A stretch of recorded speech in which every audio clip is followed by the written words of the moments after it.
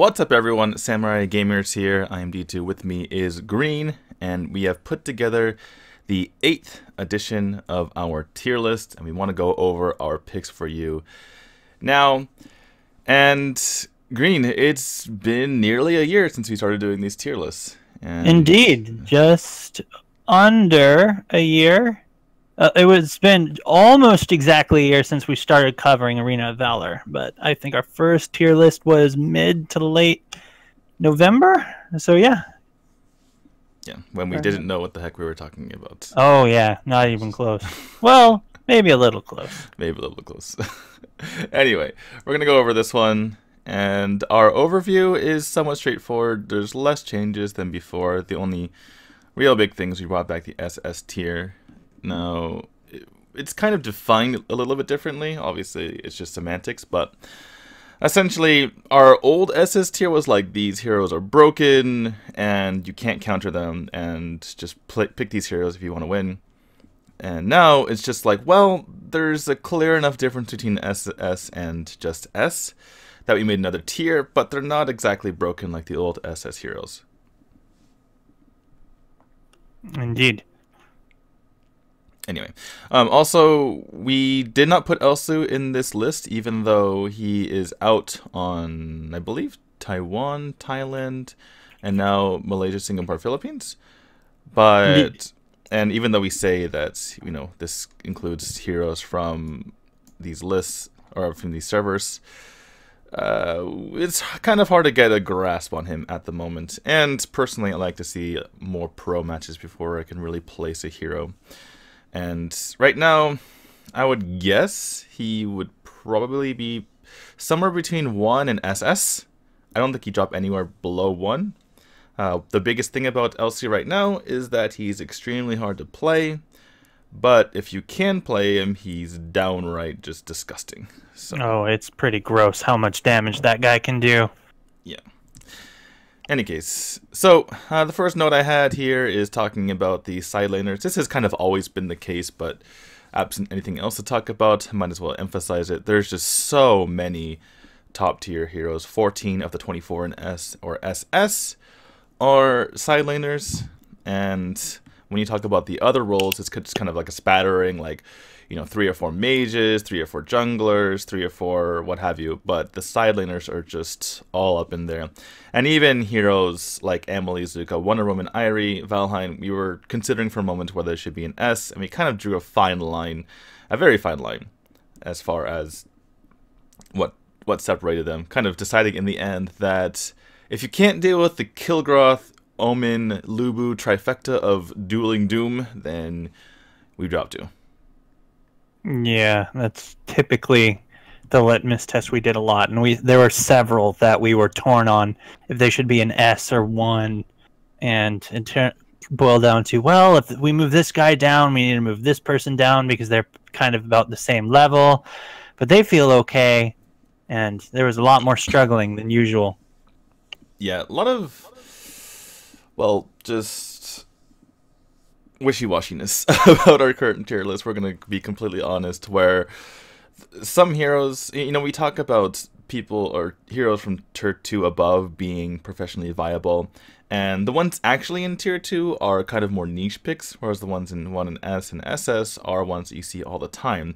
And it's kind of hard to differentiate between the good and the very good. And so we try our best, but we're going to be completely honest, it's just kind of the eye of the beholder for a lot of these heroes. And, you know, if you see someone in 1 and you believe they should be an S, I mean, leave us a comment, talk about it, but don't get too mad, because it's tough at this point because some of the heroes are so close together. Yeah, and we do take people's comments into consideration, like when people talk about the list, like if we sometimes have misjudged someone, or maybe we thought someone was on the edge, and people argue their case, we do think about that and talk about it in the next tier list. Yeah. So, yeah. Yeah, and even if we get mad and defensive, we still listen. Yeah. As long as you bring it forth, like, respectfully, and not be like, man, you guys are lame. And we'll listen to what you say. We might not agree, but we'll listen, and we'll look at that hero if we think we could be wrong. Right. And it's just say this hero should, I think this hero should be this, or this hero should be that. Not this list sucks, because no one knows what the heck you're talking about when you say that. Because you could be in complete disagreement with someone else who also says the list sucks, and you have the exact opposite placements. So yeah, you have to actually tell us at least what heroes you're complaining about, and even better, you can say why. Oh god, if you say why, it helps us so much because we'll know what to look for.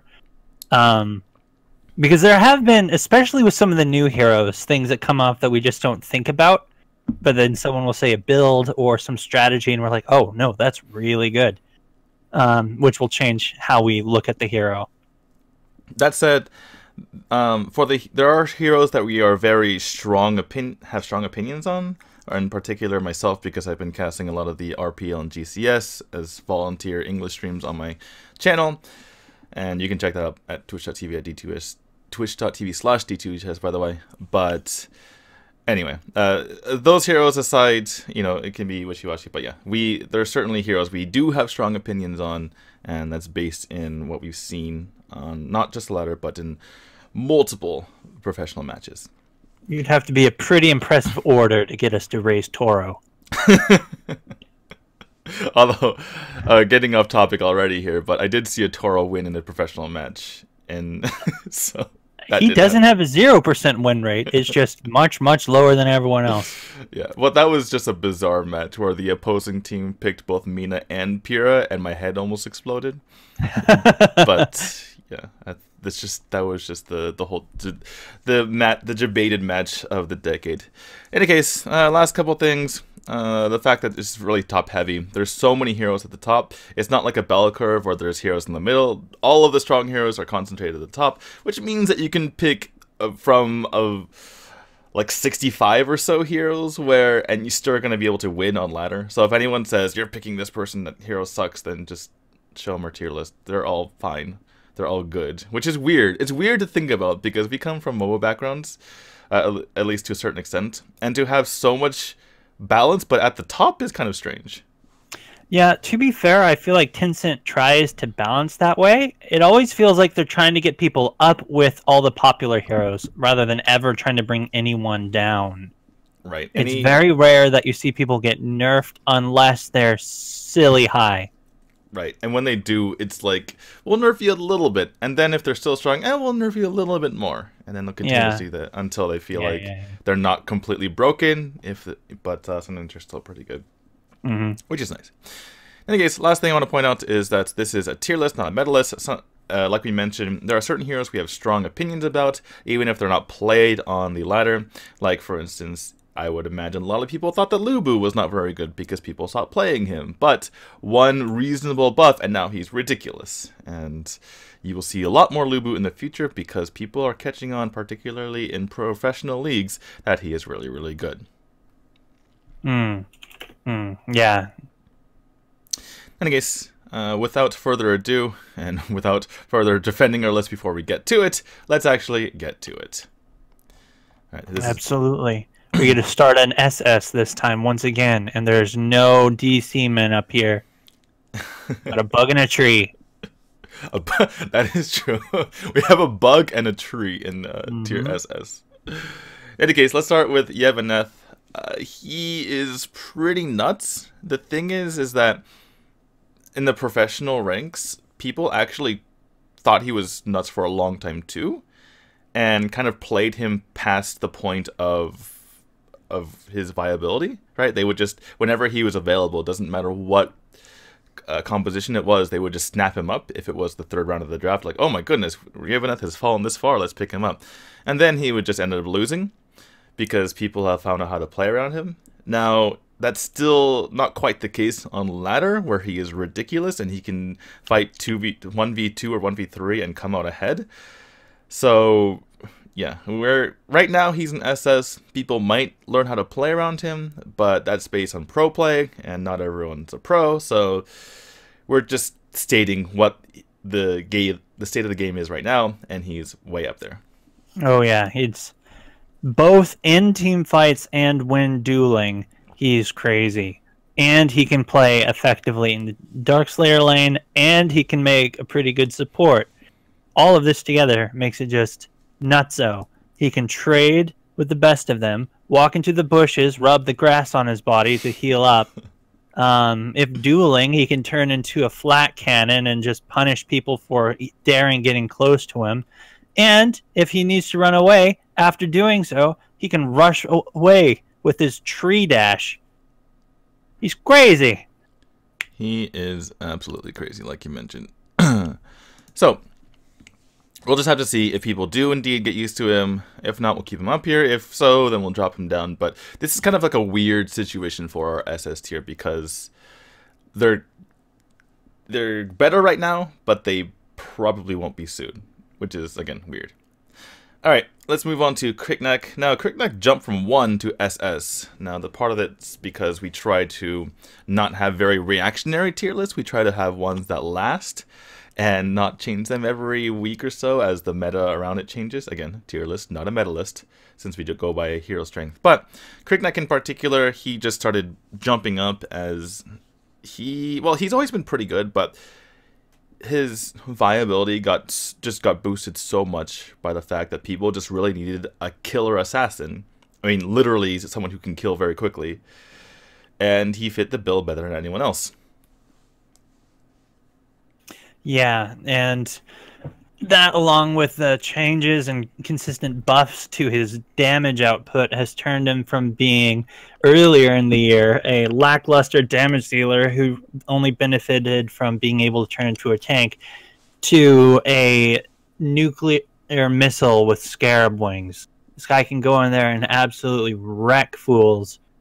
Even with abilities that were originally set up before. I've seen Criknak finish people off with his terrifying plague, I think it's called. Yeah. When usually that's just like, I'm going to set you up with a mark so that I can hit you with my head. Yeah, and it's pretty nuts because once you get 4 items in, I want to say, he absolutely chunks through people. Assuming, well, I guess depends on if Fenrir's is your 4th or not, but sometimes I'll see him just literally drone drop on someone, and that will kill it by himself. It's so ridiculous.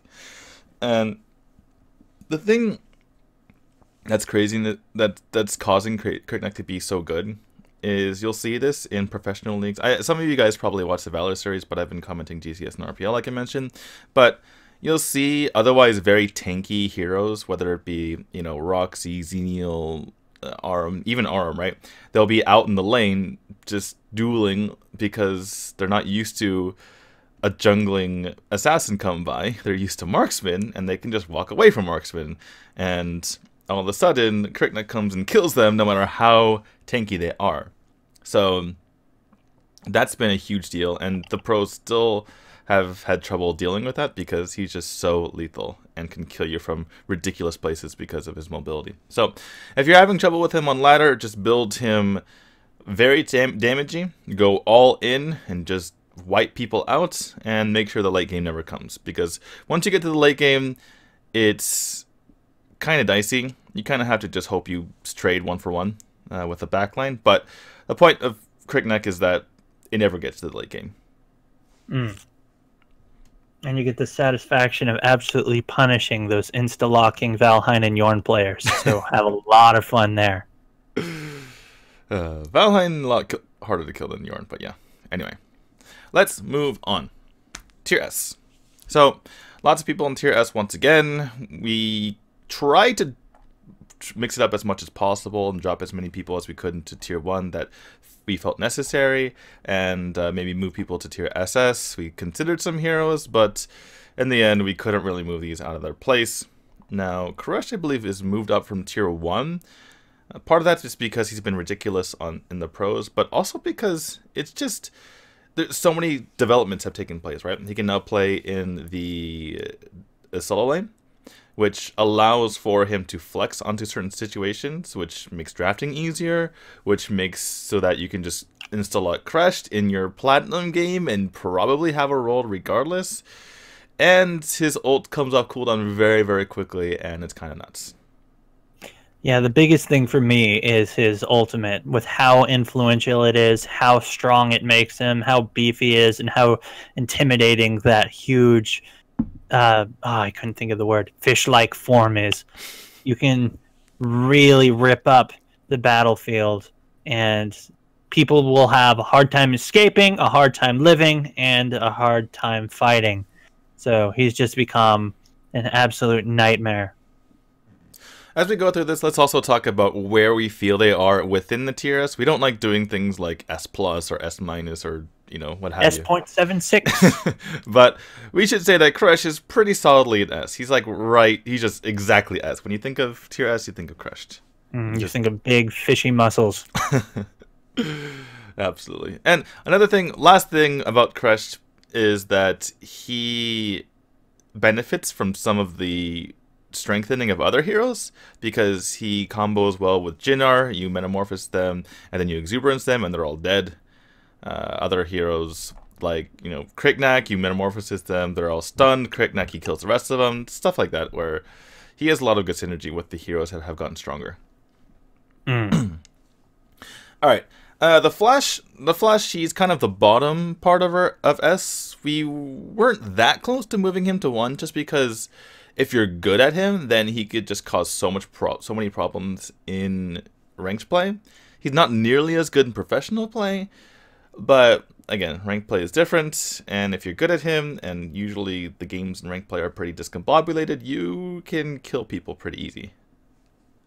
He can do quite a bit of damage. He's just not as scary as before because of a nerf a few patches back, where players could now attack him both ways when he's dashing about, which makes it a lot harder to survive as him with fewer iframes, and with people having to deal with both him and Murad on the ladder.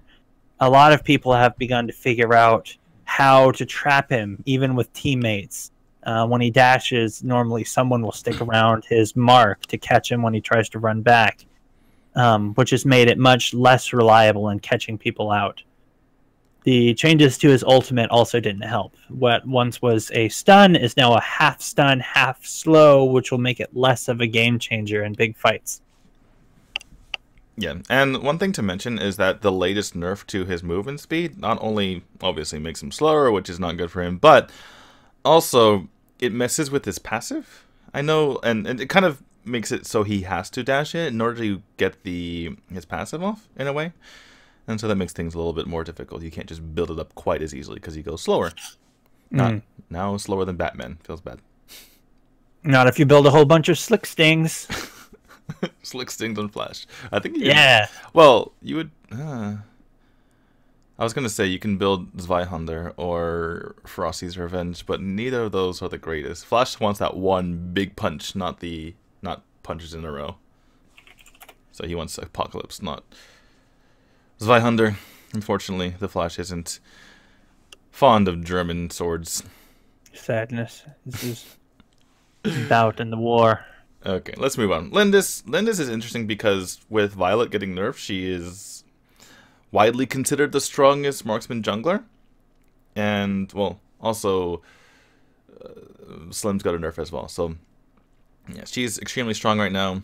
She's also somewhat capable of running away from someone like a Kriknak and, you know, some of the other assassin junglers. Kriknak is probably her worst enemy out of the assassin junglers, but everyone else she can mostly get away from, like a Murad or Necroth or what have you. So long as Murad isn't able to get her in his sand circle. The thing is, though, she before was able to use both Soul Reaver and Scorching Wind. So with Soul Reaver nerfed, she just moved on to Scorching Wind, and she gets the extra magic damage on her Lunar Champion every single time as well. So that actually got buffed for her because that went up to 100% of its of the effect, rather than just getting 75%. So she got a slight buff in that regard, given you were building Scorching Wind. And given that you are building Scorching Wind, she gets better as a tower killer, which she was like probably the worst marksman at killing towers before, and now she's much better at it. This will also let her deal more damage with her oh crap. Her first ability, the one what makes a moonlight thing go and you see people.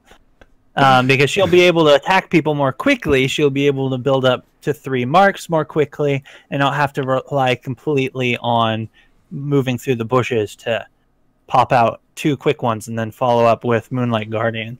So it'll give her more consistent damage in team fights. Hooray. She's very good. And people are just so used to playing her that that plays a part too, because she's been touched the least, and people were already playing her a lot, so people are very comfortable with her. That's another deal. All right, let's move on. Max. So people, I feel like people think that this is like a personal pick for me, but there's always marksmen just hanging out, waiting to die to Max. It's just that people aren't very good at playing Max. I watched a game in the RPL playoffs where they picked Max in a pretty good situation, and they just played it really horribly. Like, I felt like I could play better than the pros who played him. And it's just, there's just people not playing him at his best. And again, this is maybe me being stubborn, but again, not a medalist, it's a tier list, and Max is extremely good in the state he is now, particularly against the sort of marksman that we're facing, especially because the developers have made it clear they want more Abyssal Lane immobile marksmen in there, like Yorn and Tel, and Max kills those people with ease. It's true. I feel like he could also be used to pressure Cricknack away from the back line. Like, if you had a general idea where he's moving, if you used your ult on him, even if you can't kill him, it can keep Cricknack away from the fight and give your teammates some chance to get themselves beefy, so they can deal with the bug boy when he comes over to them. Right. That is definitely true, and I've definitely used Max that way. The other thing is, if Cricknack goes in and kills someone, he usually takes about half damage, and you can totally finish him off with Max before he's able to get away, because Drone Drop is going to be off cooldown, or on cooldown. So, absolutely. Yeah. What I'm trying to say is, give Max a try, don't suck at him, he's good, trust me. No, don't give Max a try, because then people will know he's good, and then Tinsett will nerf him. That is true, that is true. But just trust us, he's good. Anyway. Alright. Next is Zephys. Zephys, we haven't moved him up or down from S for a long time. And again, this might be us being stubborn, but we feel like he just wasn't being valued properly. Now he is starting to come back into the game, into popularity, and yeah, he's just been just as good as before. The meta changed around him a little bit, but yeah, always solid. He's not just as good as before, he's better. He's been getting some consistent buffs recently, despite being good before. Well, tiny buffs. The last one was to his mana, so it's like, yeah.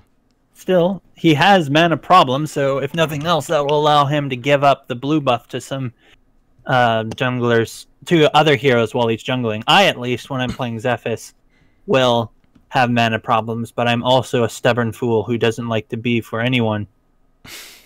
I'm a strong, independent jungler who needs no one's B. Just buy the Pendant of Faith and you'll be fine.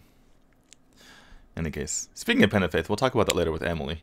Alright, moving on to Violet. Violet's got 2 small nerfs. The Soul Reaver nerf was a bigger hit to her than the actual nerf specifically to her Tactical Fire. Now, Soul Reaver was far and away the best jungling item for Violet, and so nowadays when people pick Violet, it's either Mr. Stabby or just kind of sucking it up and going Scorching Wind. This does leave her not the greatest as far as her late game item, so sometimes when it comes to a late game situation, you have to switch out and you have a hard time killing the epic monsters. But in a solo queue situation, you should be fine. You shouldn't have a specific pro situation where 2 people are taking the dragon and 3 are defending, because map awareness is not as good as the pros. So in any case, what I'm trying to say is she's still really good, but you have to hit a mid-game spike, and then she's just as amazing as before in the mid-game, but her early and late game aren't as good. Yeah, some people, when Tencent talked about the changes, were like, it's finally the death of Jungle Violet. And no, she can still jungle. She just won't be the huge cannon, especially late game, as she was before. I probably will, instead of getting Soul Reaver or Scorching Wind, we'll just go with Mr. Stabby to get the increased farming speed, and then later in the game trade it out for something more shiny. That would either better bolster my attack or give me some added effect. To where she's transitioning more into a normal marksman later, rather than continuing to shoot down the Dark Slayer and the Abyssal Dragon. This is what you mentioned before about taking longer to take out the epic creatures late game. This would be less of a problem if she has a team with a offlaner who also took a jungle item. So I know basically Kil'Groth always takes Scorching Wind, and a lot of people will like to take Leviathan on Xenial, or even Leviathan or Roxy. Soul Reaver on Irie. So those are some other ways to knock down the epic creatures quickly if you're building a team together with Violet in the mix. And if you are skeptical of Violet's effectiveness, go watch some of the casts I've done. Some of the Violet play is absolutely ridiculous. And DeFoxton, for instance, in the RPL was just crushing people. Last thing on Violet is that the crit items got cheaper. So you can go Mr. Stabby straight into Clavis Sancti and just completely start ripping people apart. And you get it a lot quicker than before. So, and the gloves in particular, you get those gloves a lot quicker for the crit. So, yeah, that helps a lot. And she should get those anyway, or else she'll get blisters on her hands with how much she rolls around. That's true. Especially in the bathing suit. Yeah. All right. Actually, I'll say something about Violet later, but let's move on. Yoma. So, not much to say. Nothing changed. He's still really good. The one thing that has changed is that people came back to him in professional play, because he's kind of like a pseudo Valheim in a way, except he does more damage in bursts.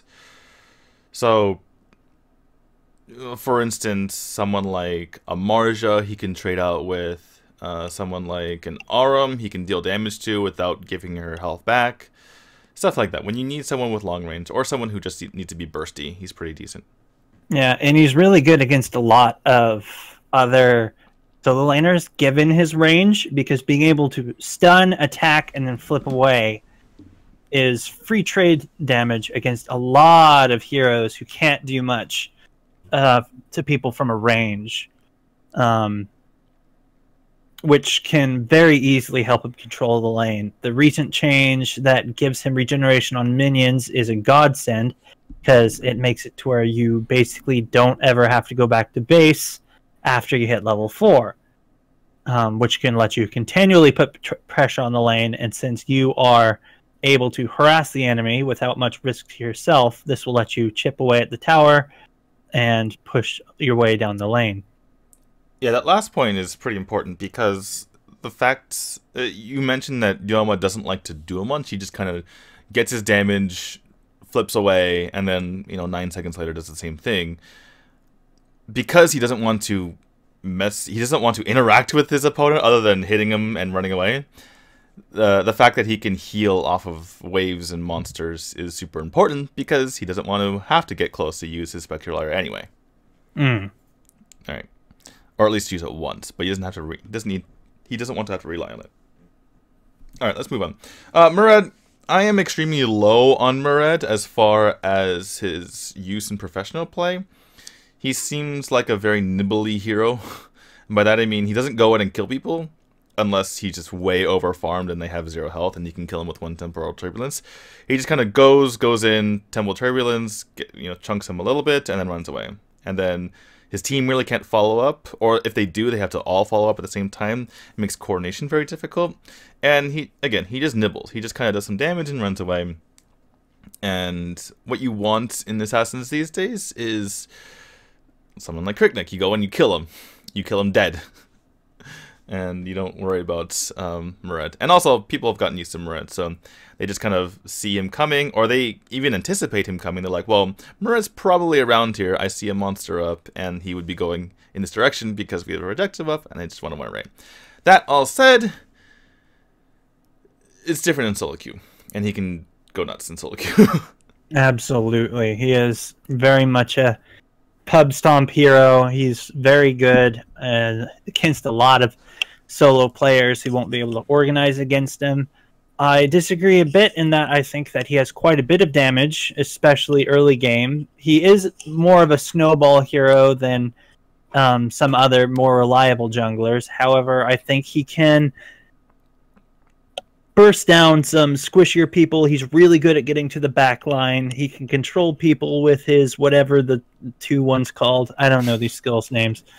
Time Pun Sandman. Another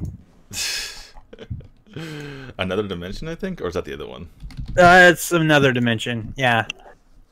Which, especially with melee heroes, can help separate them from the back line. Thorn of Time. Sorry, Thorn of Time. Another dimension is the iframe second ability. No, that's the one I meant. Oh, okay. Sorry, go ahead. Yeah. My main problem with him is compared to other junglers, he can't. His first rotation will lead him taking a lot of damage since his abilities are more for utility rather than damaging. And again, players who are organized will have a lot easier time dealing with him.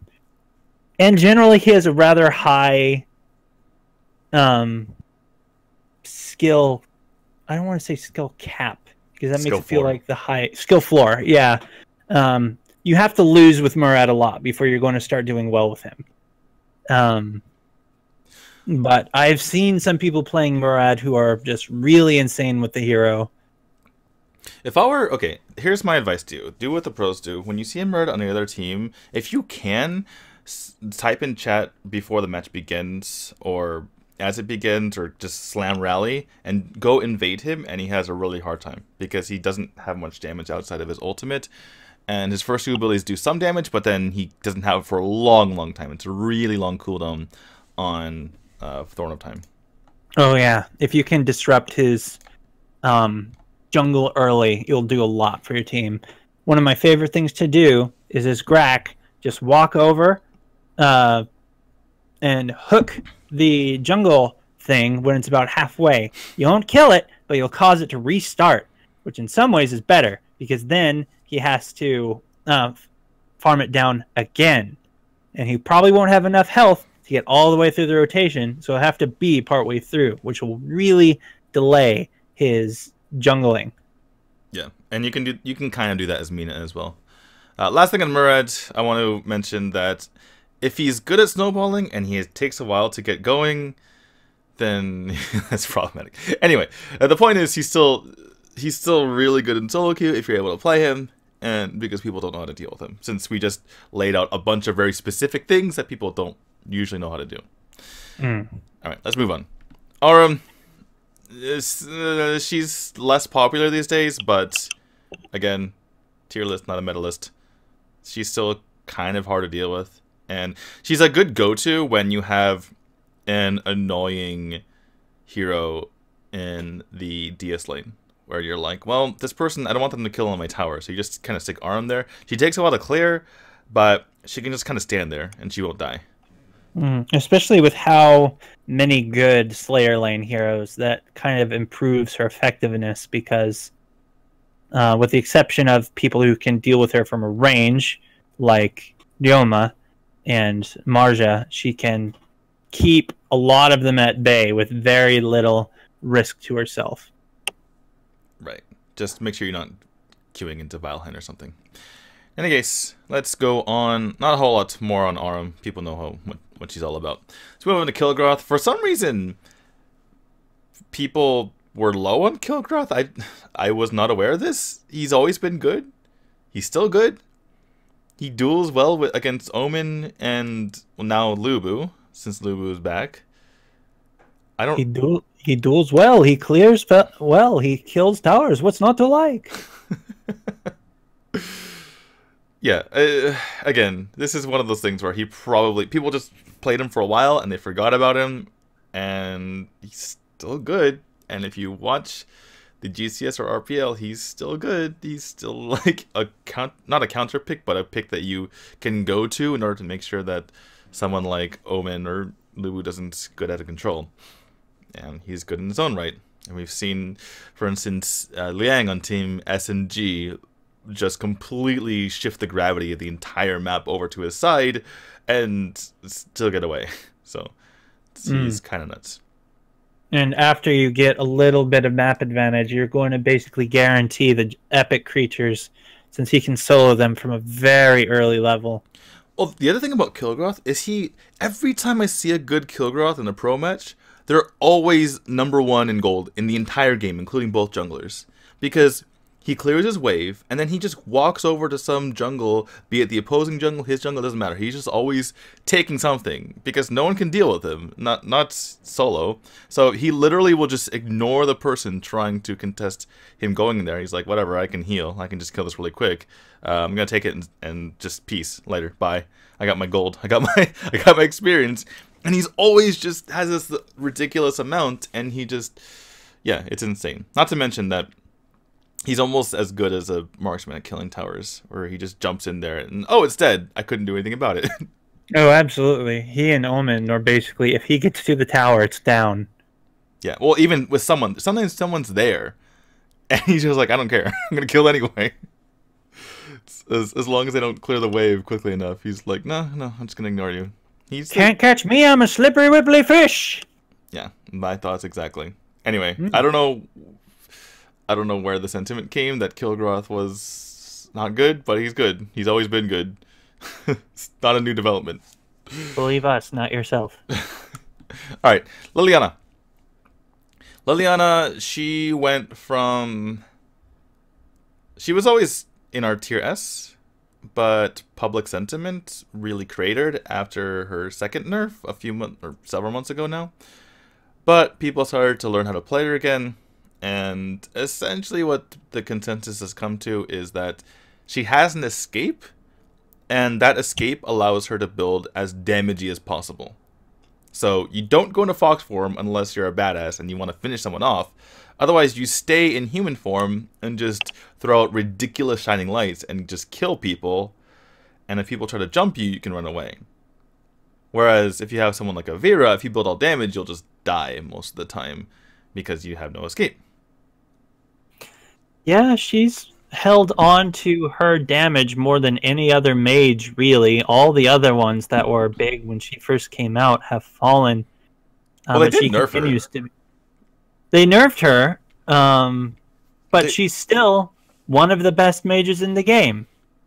She can do tons of damage. She has 3 bloody dashes if you to make it really hard to catch her. She's not super squishy. If she needs to take damage, going to fox form gives her armor and magic resist. Yeah. Yeah. She does need a good player to get full potential out of her. But even if you're not very good at Liliana, what you can do is just build her all damage and just throw out shining lights all day, and if someone comes to you, you just run away. Now, the best players will make better use of her fox form than that, but yeah, that's Liliana 101. Just the first thing to figure out for her. In any case, she is way up there, and I would argue better than our man of the moment, Ignis, who we'll get to later, but let's move on. Let's go on to Xenial. Now, Xenial's always been good. He's always had an up here. He had a dip in the meta as far as the meta is concerned. He still can't really totally deal with the super trio or the super duelers in the lane, but you just kind of weather the storm in the early game. You don't take too much damage on your towers, which should not be too hard because pre-3 minutes they have extra resistance. And then when you start actually building up your health, you're a monster, and you are very hard to die. And he certainly fits the meta of no matter what the meta is, no matter what composition you have. Because if you have a diving Crickneck, you just Angelic Splendor onto him. If you have a backline, then you want to save them from a diving Crickneck. And he's particularly good against assassin junglers who can't immediately delete someone, right? So, say a Butterfly or a Zill is jumping your backline, he can keep them alive before they get deleted. For me, one of the biggest things is just the fact that he has a global presence, the strategy that I don't see used as often as I would like when I see people playing Xenial, to where you can split push and be a part of team fights, to where you're forcing the opponent to make a trade. Do I set up a fight 4v5, or do I try and counter him pushing back? Even if they try and like gang up on Xenial to punish him for going too far, that leaves space for your team to then punish one of the other lanes. So it puts the enemies in a very hard position for not having to do much yourself. And his auto attack damage is underestimated a lot, because he gains, with his Holy Brand, he gains damage on it. So once you get to a certain point, you're doing thousands of damage with every third hit. One thing we've seen a little bit more in leagues is they play him as an actual support and not just what it says on his tag. They'll play him as a roaming guy, which can be useful, but only in very specific situations when you need very specific other DS laners. But in any case, we are moving on. Let's go to Lubu. Lubu, Chinese Superman. So Lubu 3 patches ago got a nerf because he was nuts at the time. They nerfed him so that his first ability only goes 300 units rather than 350, which ends up being a 150 unit nerf if you consider that it's 3 dashes. And so what happened is that people didn't like it anymore. Part of the reason why is because he was kind of a pseudo dive into the backline. And so, like, worst case scenario, Lubu in a team fight can jump the backline, and even if he trades out for that person, he did his job. Now that's a lot harder, or now, that's 6 months of play. But since then, because the developers really like Lubu, they buffed him twice, first giving him ridiculous resistance in his ultimate, going from 20 to 30, 40, 50, which, by the way, 60% is the limit, the cap. So there's no reason to buy Kil'Groth on him anymore. And now they made it so every use of an ability gives him 10% more attack speed. Now they took away some attack speed on his base stats to make up for it, but again, he can use his first ability 3 times. So 2 actual abilities used, and he's up to 40% attack speed. And it's allowing him to trade even in the early game before he gets Conqueror. Previously, Conqueror was a big deal. He just kind of had to sit back and not do much. And now he can actually trade early, and he trades even better later.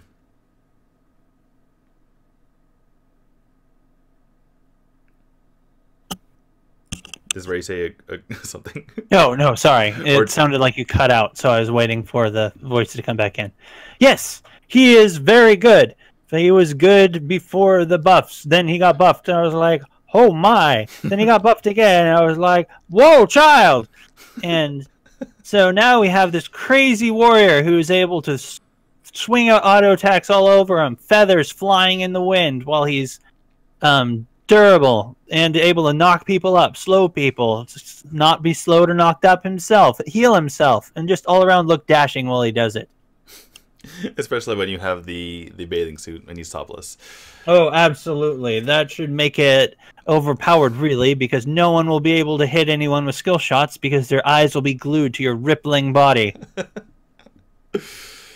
Anyway, people are starting to catch on in the GCS. We had Sun pick him twice and dominate twice, so if you don't realize that Lubu is good now, you will soon enough, because pros are playing him a lot more.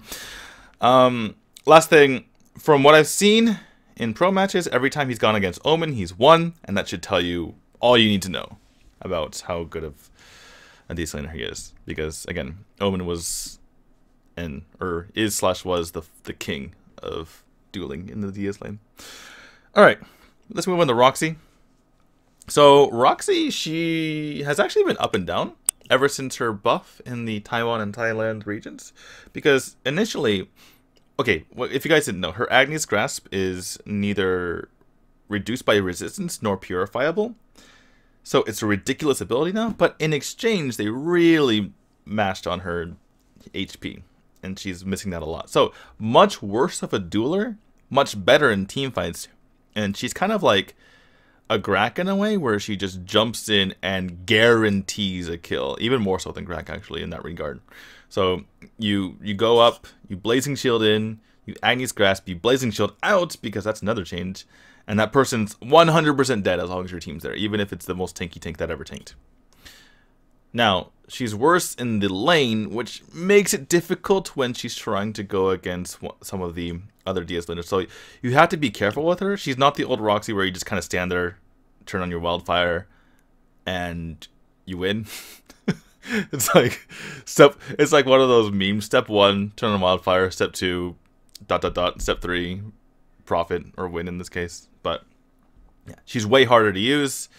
Which means that in the GCS, they were picking her immediately, but as people started to play around her, i.e.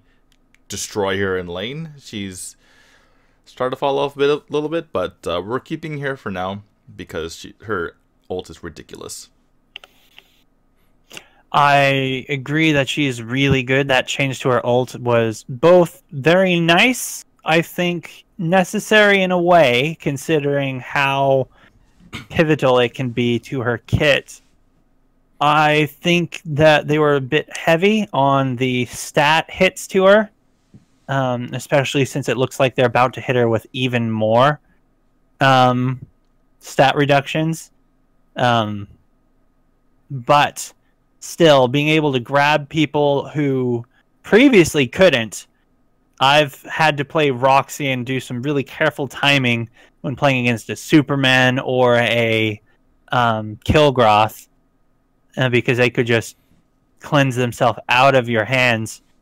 Being able to grab them, they can't get away, and resistance does not stop it, which was a really big thing for her, because it would change her, I think, 2.5 stun to 1.6 around, which is a very big difference, especially since you're moving while you do it. Being able to move faster after you grab them is a wonderful plus as well. Right. So she's extremely good, but you have to be better with her now. So Roxy players, beware. Let's move on to Superman. Superman makes me laugh because there were actually people who said, Superman doesn't even deserve to be an S nowadays. We should drop him down to 1 or something. And then people punched in the face by the Man of Steel. Yeah, and then people started playing him again in the professional leagues as they re-practiced him since he was permabanned before, and he's been nuts, and now he's getting banned again.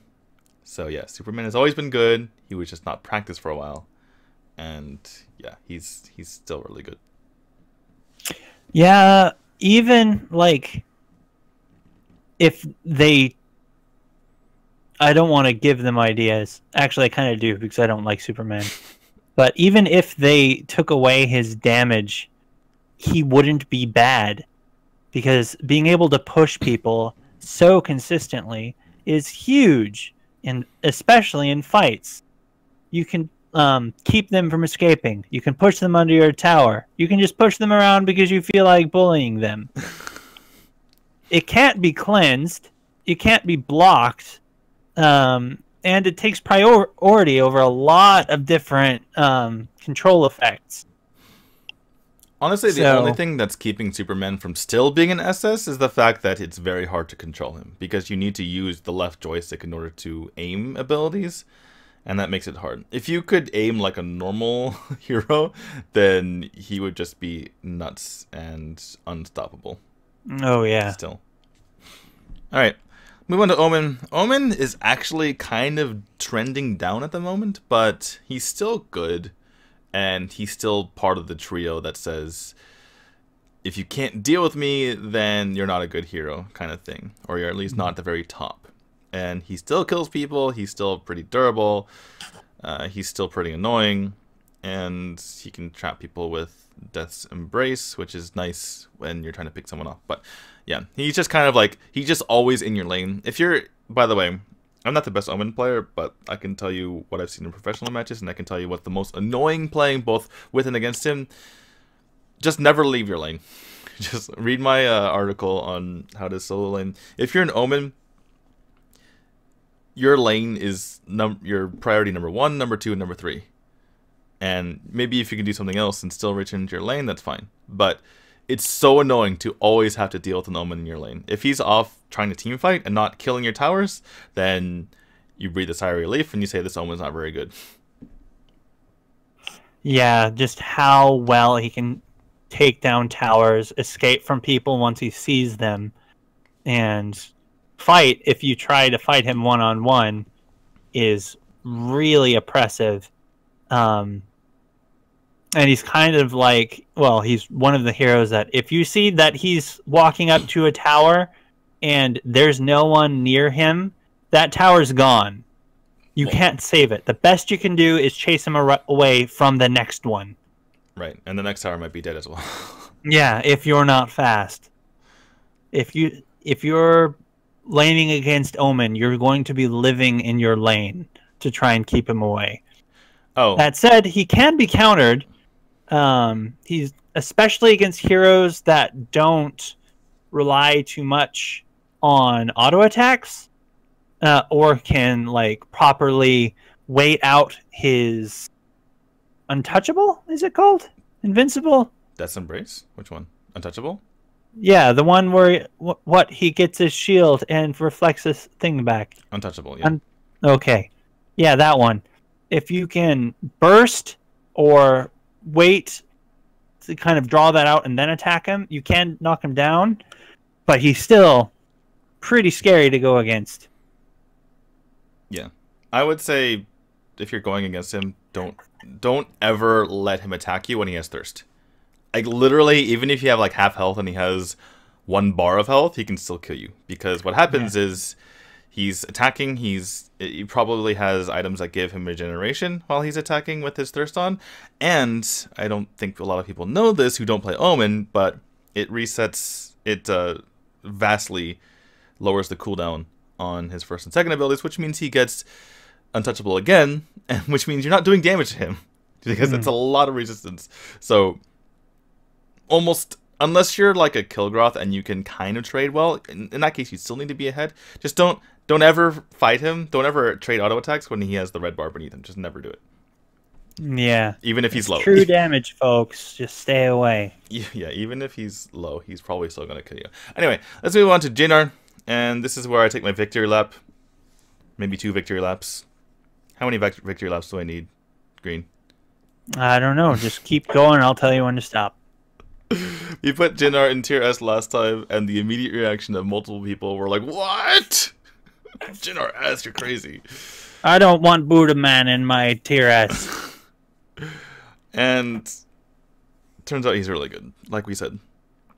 Because we had been keeping tabs on him. It was very similar to the Crixie effect, except we had been keeping closer tabs on Jinnar than Crixie. Crixie was, she was like tier 3/4, and then she kept getting buffs and buffs and buffs, and then she kind of jumped from like upper 3, lower 2 to 1 all of a sudden, and kind of S-ish, because a couple of the buffs we kind of underestimated. But Jinnar, he started in 2, and then he consistently received all these buffs, and there was we were very adamant. It's like, okay, this hero who is good plus this buff equals very good. We promise you. And then they buffed him again. Then they gave him a new outfit. Then they're like, you know what? That's not good enough. Here's more buffs. Yeah. So the last buff, even though it kind of put him over the top, which isn't always, you don't always want to see a hero get just vaulted to the top, but the fact that he actually has a second ability now is welcome Just like, even though Violet's got ridiculous before this last patch, it was nice to see her get 3 working abilities. So, in any case, let's move on. Jinnar's good, and I get to pat myself on the back for it. Raz. Oh, hands, man. Raz is actually, I think he's the best mage in the game right now, especially if you're good with him. But, and we've seen sometimes he gets banned in professional matches. We've seen Ignis more, but I feel like Raz has more playmaking capabilities, especially if you're good, again. And he's a hero that there's really no counterplay, right? He's a bit hard to catch. He has both poking and ridiculous, middle team fight capabilities because he can knock the entire team back. Whereas I feel like some of the other, even top mages, there's ways to deal with them. Whereas, I don't know. I feel like Raz should be getting all the bans that Ignis is getting in professional matches. Well, I think one of the things there is Raz has been pretty darn good for a long time. So people have been practicing against Raz because they know he's probably going to co-op. 2 mages are going to get banned, which leaves Raz as one of the most viable picks. Now that all the other mages that used to be above him are falling down, he remains very good. But in contrast, Ignis jumped out of nowhere and it was like, ho, now I'm going to blow you away with fire. So people wanted to ban him because they would have to learn how to play against him really fast. Because no one practiced against Ignis, because no one played Ignis, because he was bad. I would suggest people watch games of Hualin on Team 1 or Memarks on Team ITCity Bacon or any number of ridiculous Raz players and tell me that people have learned how to play against Raz because he just demolishes. I didn't say people know how to play against him, but they're more familiar how to play against him. Yeah, this is me yelling at the world, not you, by the way. Okay, good. Because I'm the one who can hear you and I can tell you it hurts. Okay. All right, next, Marja. Last time we talked about Marja, we were like, 3-2, and then we saw her just demolish people in professional matches, and then we were like, wait a second, she just turned into a completely different hero because her 3 was buffed. And yeah, she's still there. She's still an S. The nice thing about her in professional matches and in your draft, if you have a very flexible draft or team, is that you can just pick Marja in the first spot and you can do whatever you want with the rest of the team because she's so flexible. She's not going to die to... She has no counter in the DS lane. No one counters her really badly. And she's just kind of solid overall. And not only does no one counter it, but she dominates some heroes like Malak, which we'll get into in a moment. But yeah, she has good matchups and she has even matchups and she doesn't really have bad matchups. Yeah, and part of this is because she does very good consistent and safe damage, which normally the answer to this is to burst them down. But her ultimate allows her to just completely mitigate burst damage and get away to safety like some sort of coward. Which makes it really hard for people to deal with her. Now, this kind of falls off later in the game when you can follow her around after she ults and then punish her when it's not available. But given that 1, all of her abilities are free. 2, they heal her. 3, they always slow. 4, they're very easy to understand. They can be really hard to deal with because it's very easy for Marja to aim them and just use them effectively. Well, she kind of turns into a second mage in the late game, and you just really... You throw out her 1 every single time in the late game, and you don't get close. Because your 1... is, first of all, it has a longer range than the indicator appears. No, yeah, it's longer than the animation even because it's hit me when the animation is stopped, which is very frustrating. Yeah, but very nice for me because I pretty much know exactly when it's going to hit someone. It's like, that's going to hit him. Yep. And it's like, and like you mentioned, the animation doesn't hit, but it hits them. But yeah, in the late game, you just kind of throw out your 1. Don't get too dangerous. In the early to mid game, you can be daring and even use your Ghost Walk offensively and just jump into them and kill them. But once it starts getting to the late game, you need to just turn into a poke mage And it's nice because you can just kind of turn into a different version of Liliana who can run away when I jump you. So, all right, let's move on. And we've been avoiding this, but Ignis. Gambledorf. Ignis is kind of nuts. We are not putting him in the SS, by the way. I know people are angry, and he's like amazing, he's ridiculous, but if his damage was higher, he'd be up there. But yeah, even if you build him with tons of damage, which you more or less can do now because he gets so much healing and stuff and out of his kit, it's even if you build all damage, he still doesn't have much damage late game, where you can just kill a single target, which is, you kind of want that. You kind of want to be able to kill a target rather than always having to rely on getting massive AoE damage on everyone, because sooner or later I feel like people are going to be able to play around it. Now in the professional ranks, teams can set him up very well, and if you're really good Ignis, then the fact that your team's not setting you up is probably mitigated by the fact that they don't know how to play around him at all. So he's still going to be good, but we refuse to put him in SS right now. Yeah, and I honestly don't think he'll go up there unless he were to get some damage buffs, because, well, at least when I'm playing, and to be fair, I don't play mid too often.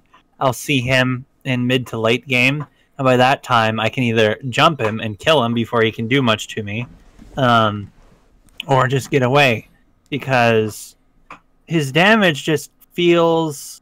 He can throw out a lot of spells and is way more annoying than before. I'm not going to say he's bad, but as far as damage goes, if I get hit, it's like, ouch.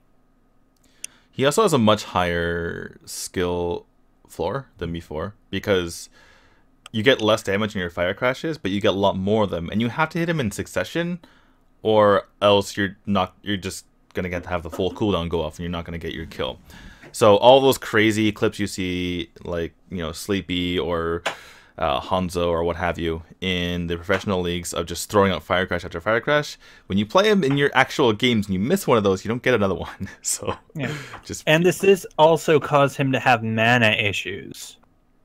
Right. Though if you build, burn through that mana bar really fast. Yeah, they did make fire crash cost a little bit less, but yeah, it's yeah, Ignis is a bit harder to play, and you're not gonna have the same coordination as teams from professional leagues, but if you get good enough, then he should be perfectly fine. Just again, yeah, we're taking a negative stance because people are like, "Oh my goodness, it's the second coming," or like, and he is very good.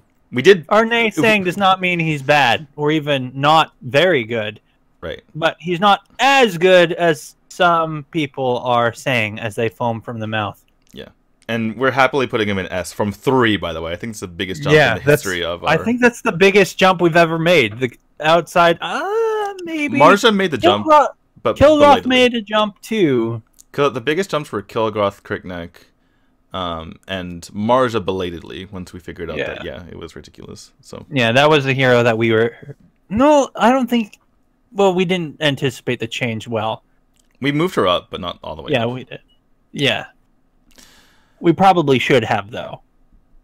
Yeah, it was hard to tell. Anyway. Alright, moving on. Malok, if we're going by what we mentioned before as far as how solidly they are in tier S, Malok is kind of hanging by a claw. He's just like, please, keep me in tier S. Because we just felt like the only thing keeping him in tier S is that people really can't play around him as well in solo queue. It's harder to dodge his cleave and get away from his shock, for instance, than it is in professional matches. And they're still playing him in professional matches to set up sieges and stuff like that. So he's still fine. He's still a big, beefy guy that, there's not a whole lot of big, beefy guys that you can put in the side lane to help your overall team composition. So he stays there. One thing I wanted to say is that a lot of teams now are running very heavy poke comps with Violet and Ignis in the back, specifically those two. And if you have very heavy front line, it's hard to get to those two, and they can really just tear you apart. So having a big beefy guy like Malok is certainly useful. That said, especially when he can just jump into the back line. Right. That said, he gets completely demolished by a number of DS laners, and a lot of his existence now is hiding behind towers. So he cannot deal with people who outrange him. Or people who outduel him, like Kil'Groth, Omen, Lubu. So yeah, that was the people we talk about, if they can handle with them. Like most other S tier heroes, Kil'Groth, not really. Omen, not at all. He's Lubu, not really. But the one thing that's keeping him there is, again, one, he's better in solo queue where people can't really kill him as easily, and they kind of just stand in his cleave, which is not good. You don't stand in his cleave. And the other thing is that he has a greater team fight.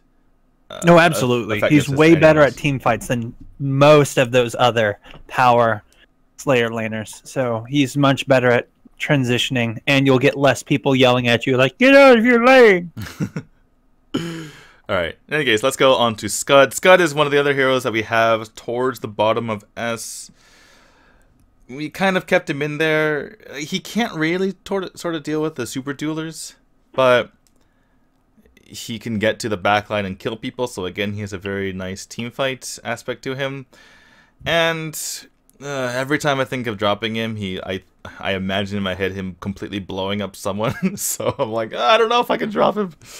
Oh, it's so satisfying to see that too. When it's not happening to you, that is. Just their health bar disappearing. Boom! Gone. Yeah. Robot Fistman strikes again. So we're keeping him in S. We don't have a great reason for dropping him other than he doesn't feel as good. So we're not giving that reason. We're just going to keep him S then. Alright, let's move on to Tier 1. Alice seems like the poster child of Tier 1. She's been here for a while. She's just kind of decent. Not a whole lot to say. So I wouldn't say just decent. I think in good hands she can be very disruptive to enemy teams, which can be a huge help to her own team. Just while it's not half what it used to be before, Hissy Fit can still be very annoying in fights, make it much harder for the enemy to interact. And Sunshine is very good, both setting up kills and for interrupting people in the middle of fights. That said, it can be hard to hit, and therefore she has a higher skill floor than some other heroes, particularly other support heroes. However, she's also very popular, close to, well, one of the mascots of the game in general, since a lot of people really like Puffball Head. But I still think she's really good. Yeah, the problem... I try and support Alice whenever people like, pick a tank, loser. Yeah. So, Alice is kind of the all-around quintessential support that does... Again, I keep talking about professional matches, but I've been casting them nonstop, so that's all I can think about. But we get it. You love the pros. So she's fallen off in the pros because she doesn't really do any particular thing great. Like, she's not a beefy frontliner who can keep her backline from dying just by being there. And, ceasing them, she has to kind of be with her backline. And she is not the greatest at diving either. Yeah, she has her friendship to speed people along, but she can't actually engage herself. So yeah, she's just kind of overall decent. Look at that face. Could you drop that face? I know I couldn't. Okay, let's move on to L'Oreal. Now, L'Oreal, she got a buff. She's better in the late game, but she has the exact same issue as before, where she takes a little while to beef up. Now, having the 90% on her is really good for the late game now, because you can really chase people down, which is super nice, because 90% basically takes them down to the minimum. If you guys don't know, there's a minimum movement speed of 130, I believe. So, yeah. It doesn't basically, it literally brings them down to the minimum. Because the minimum move speed is less than 90%, is higher than 90% of 800. So, no matter what speed you have, if you get slowed by 90%, you're moving at minimum speed. Sorry for my tick of saying basically at weird times. Should have just said You're a writer! A professional writer! Okay, sorry. Anyway, the point is, she's fine. She's good. I don't think we need to put her to S yet. Because, again, the other heroes in S are just kind of better than her throughout the game.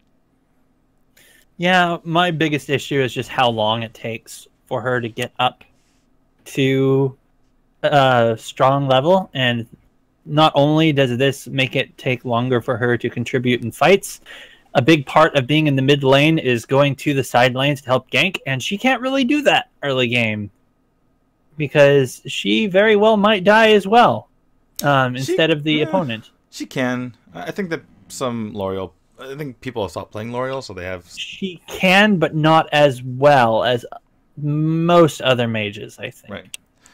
And even in the late game, when she really hits her power spike, a lot of the times you just kind of want to be able to Shining Light or Power Surge or Rain of Fire someone instantly, rather than having to use the wheel, which has, you know, comparatively slow cast or movement time or whatever it's called. It goes slow. Projectile speed. Projectile speed, that's the one.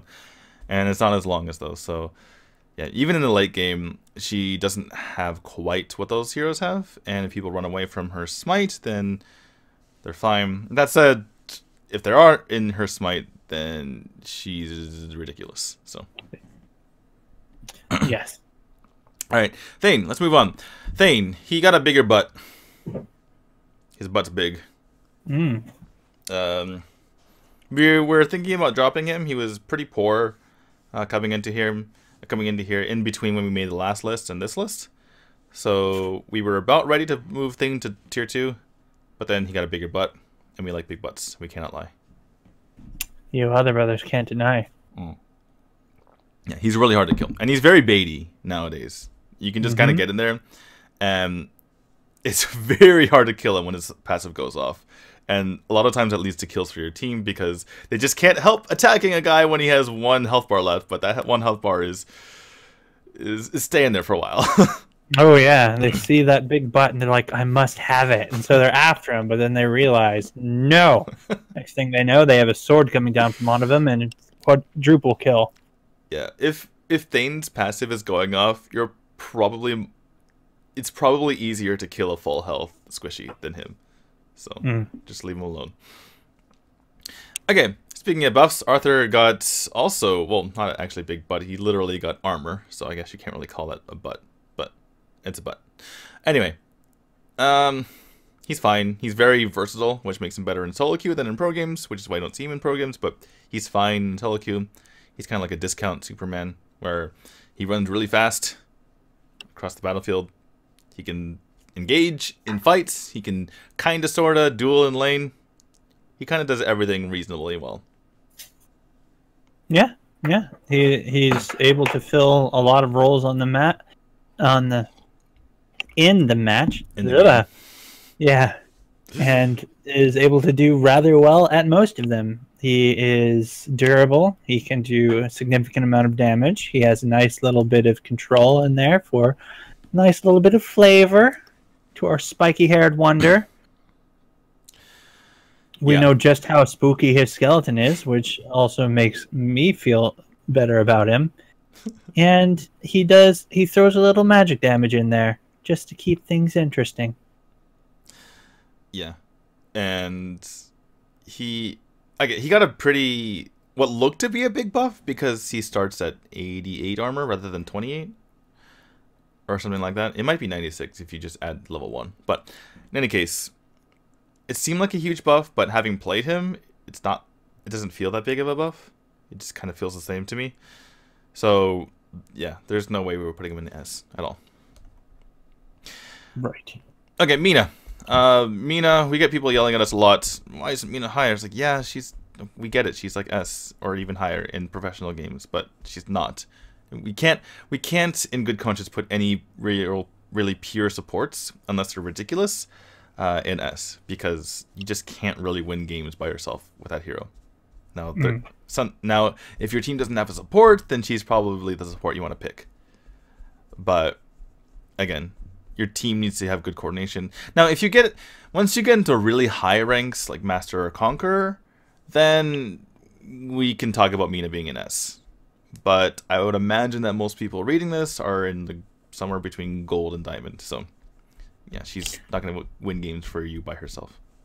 Yeah, I think the worst part about Mina is that she has to rely on teammates. So many times you hook people in, taunt them, and your team runs away like a bunch of gazelles. You don't, and you're just stuck there, tanking the enemy team, who are just waiting to get burst down by some allied fire, but it doesn't come, and then you get crushed into the dirt, with the only thing more bitter than your defeat, the fact that your friends betrayed you. Yeah, the one thing I wish that they had in the stats somehow is how many times we need some sort of support stat, like how much you healed, for instance, if you're playing on a net or PR or something. But for Mina, like I've played some Mina games where I set up like almost every single kill. It's like I want a kill setup score because it's like I should be #1. I don't care about this damage taken. I was. So assist? Well, it's not assist. The thing is, like, if I wasn't there, these people would not have died. That's not assist. That's like a super duper assist. Anyway, sorry, Matt rant over. Natalia, we moved Natalia up from tier 2 to tier 1. A lot of that is kind of the influence of the Thailand professional situation, where she's ridiculous there. She pairs with Grak and Mina very well. You set up for her. She throws her Arcane Nova and Spirits, and they're dead. And also, she counters Yevoneth. Now, sheer damage is so ridiculous that even through Nature's Realm, he will die. And you don't even worry about getting hit by his seeds, because your lethal raise makes you immune to CC. And if he's trying to kill specifically you, you're going to kill him first, because she does so much damage. Especially as a mage, who the Tome of the Reaper is a much better anti-regeneration item than the spiky Death Dagger. Reaper's Curse? Something like that. Death's Curse. Curse of Death. Curse of Death. There you go. There you go. That's why we work together. So that further helps you blast that tree away with your face lasers. Yeah, and trust me, I've played on both sides of that equation, and also cast matches involving Natalia and Yevoneth on opposite sides. And it's not something that you want to deal with as Yevoneth. And as Natalia, you actually specifically want to search out Yevoneth, because once you get rid of him, the entire fight opens up, and there's no more tree to be annoying. Absolutely. Natalia hates trees. You heard it here first. Tell your friends. Tell them to come support Samurai Gamers. Absolutely. All right. Zill. Zill, we thought for about 1 second whether we should put him in S. Then we're like, well, yeah, he's useful because people need assassin junglers now, but at the same time, you pick a Xenial on the other team and he's kind of shut down. So someone who's shut down that easily, I don't think we should move him to S. So that, and when he's very similar to the S heroes, the Flash and the Murad, but the Zill has a much harder time extracting himself from fights, and is much more of a true assassin in that he wants to be attacking one person, while the Flash and the Murad want to attack the team with their abilities to hit as many people as possible, giving them a bit more team fighting presence than Zill, who is like, yeah. Okay, now boy. Well, that all said, I've seen some insane Zills, and they always seem to have an extra teleport. I don't know how, I don't know why, but everyone seems to have 3 win stacks in them, and he auto attacks and gets away. But yeah, maybe for you, you can be that Zill and be the tier S Zill. Yeah, prove us wrong. Be the one in a zillion. Praeda's kind of weird. We did a kind of Jinnar thing where we were like, well, he's here, and he got buffed, so we moved him here.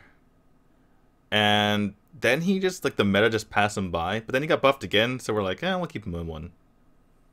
He's going to keep getting small buffs, and no one will use him, so he'll stay here, and we'll have to talk about why he's in tier 1. He's kind of a weird hero. He has crazy nuke damage from far away, but you can see it coming as long as he's not in the bush. But they super reduced the cooldown on his ultimate, and he also has, I think, but higher attack speed now in his ultimate, so it's become more of his kit. Anyway, he's kind of a difficult hero to play if you tried him before, because you want to have your, I think it's called Plague Spectre, go off and then Poison Gas Bomb into it, which is hard to pull off. And then when you're in the middle of your ultimate, you can actually set a Plague Spectre, but if you want to go off, you know, early, then you have to press it again, and you have to do that while you're auto attacking. So I would say he's one of the harder heroes to play, which you wouldn't think of at first glance, since he just seems to just throw out big lines of doom, and that's it. So he will be a harder hero to play when Elsu comes along, because he has to stand oh still, god, oh no, which is not going to be fun for Dragon Man. didn't even think about that. Oh my goodness. Oops. Oh, I've been practicing some Elsu, and people who stand still to use their abilities is like, oh, thank you, I can finally hit someone, and then they get chunked, and you feel good. Take that, Dragon Man. That'll teach you to ride a dragon, not have a passive. Okay, moving on to Chognar. Chognar, he's one of those heroes where he briefly moved to S in between this last list and this list.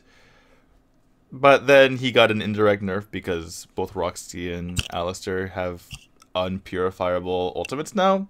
And also these days people just pick the Purify talent instead of having Flicker. Like I've seen that a lot in professional matches as well. So he's less useful. He's still decent. He can scout kind of carefree in the middle of the map by just throwing out energy surges and guaranteeing that he won't get caught by anything. But he doesn't set up enough plays, right? He's just kind of like a defense hero. And I think he's not good at setting things up, but he's really good after things get going.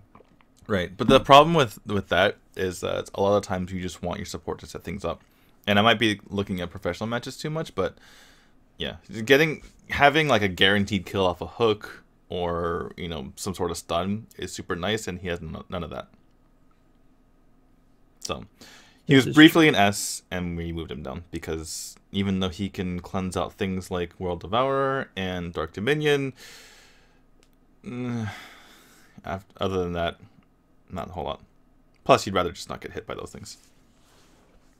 Yes, the game would be much easier if we just didn't get hit by any abilities. Well, okay. The thing is, like, okay, let me just rephrase that. So, going back, okay, I'm just gonna forget that I said that. But the point is that, again, there's dive comps and there's poke comps these days, and in poke comps there's big fat hairy guys in front of you. I don't know why they're hairy, but they are. And if those guys get caught and stuff, it's fine, and that's what their job is, to stand in the way. And if you're playing dive comps, then Chognar is like, crap, what do I do? I can't keep them off. I can only slow them. And yeah. So to be fair, there's not a whole bunch of dive comps going on right now. Well, that's why we're telling people to play them. Yes. Okay, Grak. Grak, full disclosure, we partially moved Grak up to tier 1 last list because of his ridiculous play in Thailand.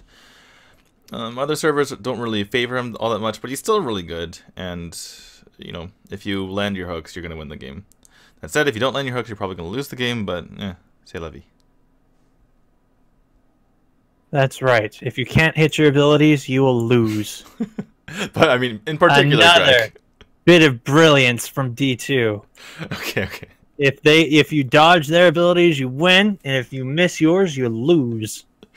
But it's particularly true for Grak. Like, you can at least zone people with, like, something. I guess you can zone people with your hook, huh? It makes it annoying. You could, and you're forcing them to move around in awkward ways. But you're right in that his hook is harder to hit than a lot of other things, and it's so central to what he does that you really need to land it. Alright. Let's move on to Crixie. Crixie, I kind of feel bad that we never put her up in S at any point. Her time has come and gone. Yeah, but whatever. It's fine. Oops. She's just kind of there. The person who I co-cast with just calls her the status quo hero. She doesn't really add or take away from the team that she's on. She's just kind of there. She does her damage. She has some sort of CC. And yeah, she doesn't really make plays. She just kind of adds to the overall stuff to your team. Mm-hmm. She can have a ridiculous amount of damage, though. Right, but I'd rather just have like a Jinnar in that case, just to do actual more damage and to have better engage. Like, the more you think about... Okay, like if you want poke, you'd rather have Ignis. And if you want dive, you'd rather have Jinnar. And she's kind of just worse at both. So... This is true.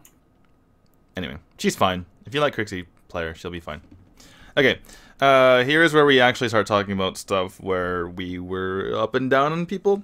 Azzen'Ka. So... Azzen'Ka, we were like, we made that exact sound. Exactly. At the same time, it was so odd. And we dropped him from S. Now, he does do a ridiculous amount of damage, and he will kill you at level 1 if you're not careful. But that's the thing. If you're careful, his cheap passive just goes away really quick, and then he doesn't do nearly as much damage. So, if you're dying to Azzen'Ka and you're like, oh my goodness, this guy's so amazing, Samurai Gamers, why do you have him in tier 1? Just let him do his Dragon Ball Z thing, and that's what he looks like when he has his chi active. It's just like these little wind things fly off of him. Let that happen, and then deal with him. Or deal with the wave. As long as you let him do his Dragon Ball Z thing away from you, you're not going to die. And if you can get the jump on him, he will have way more difficult time. Exactly.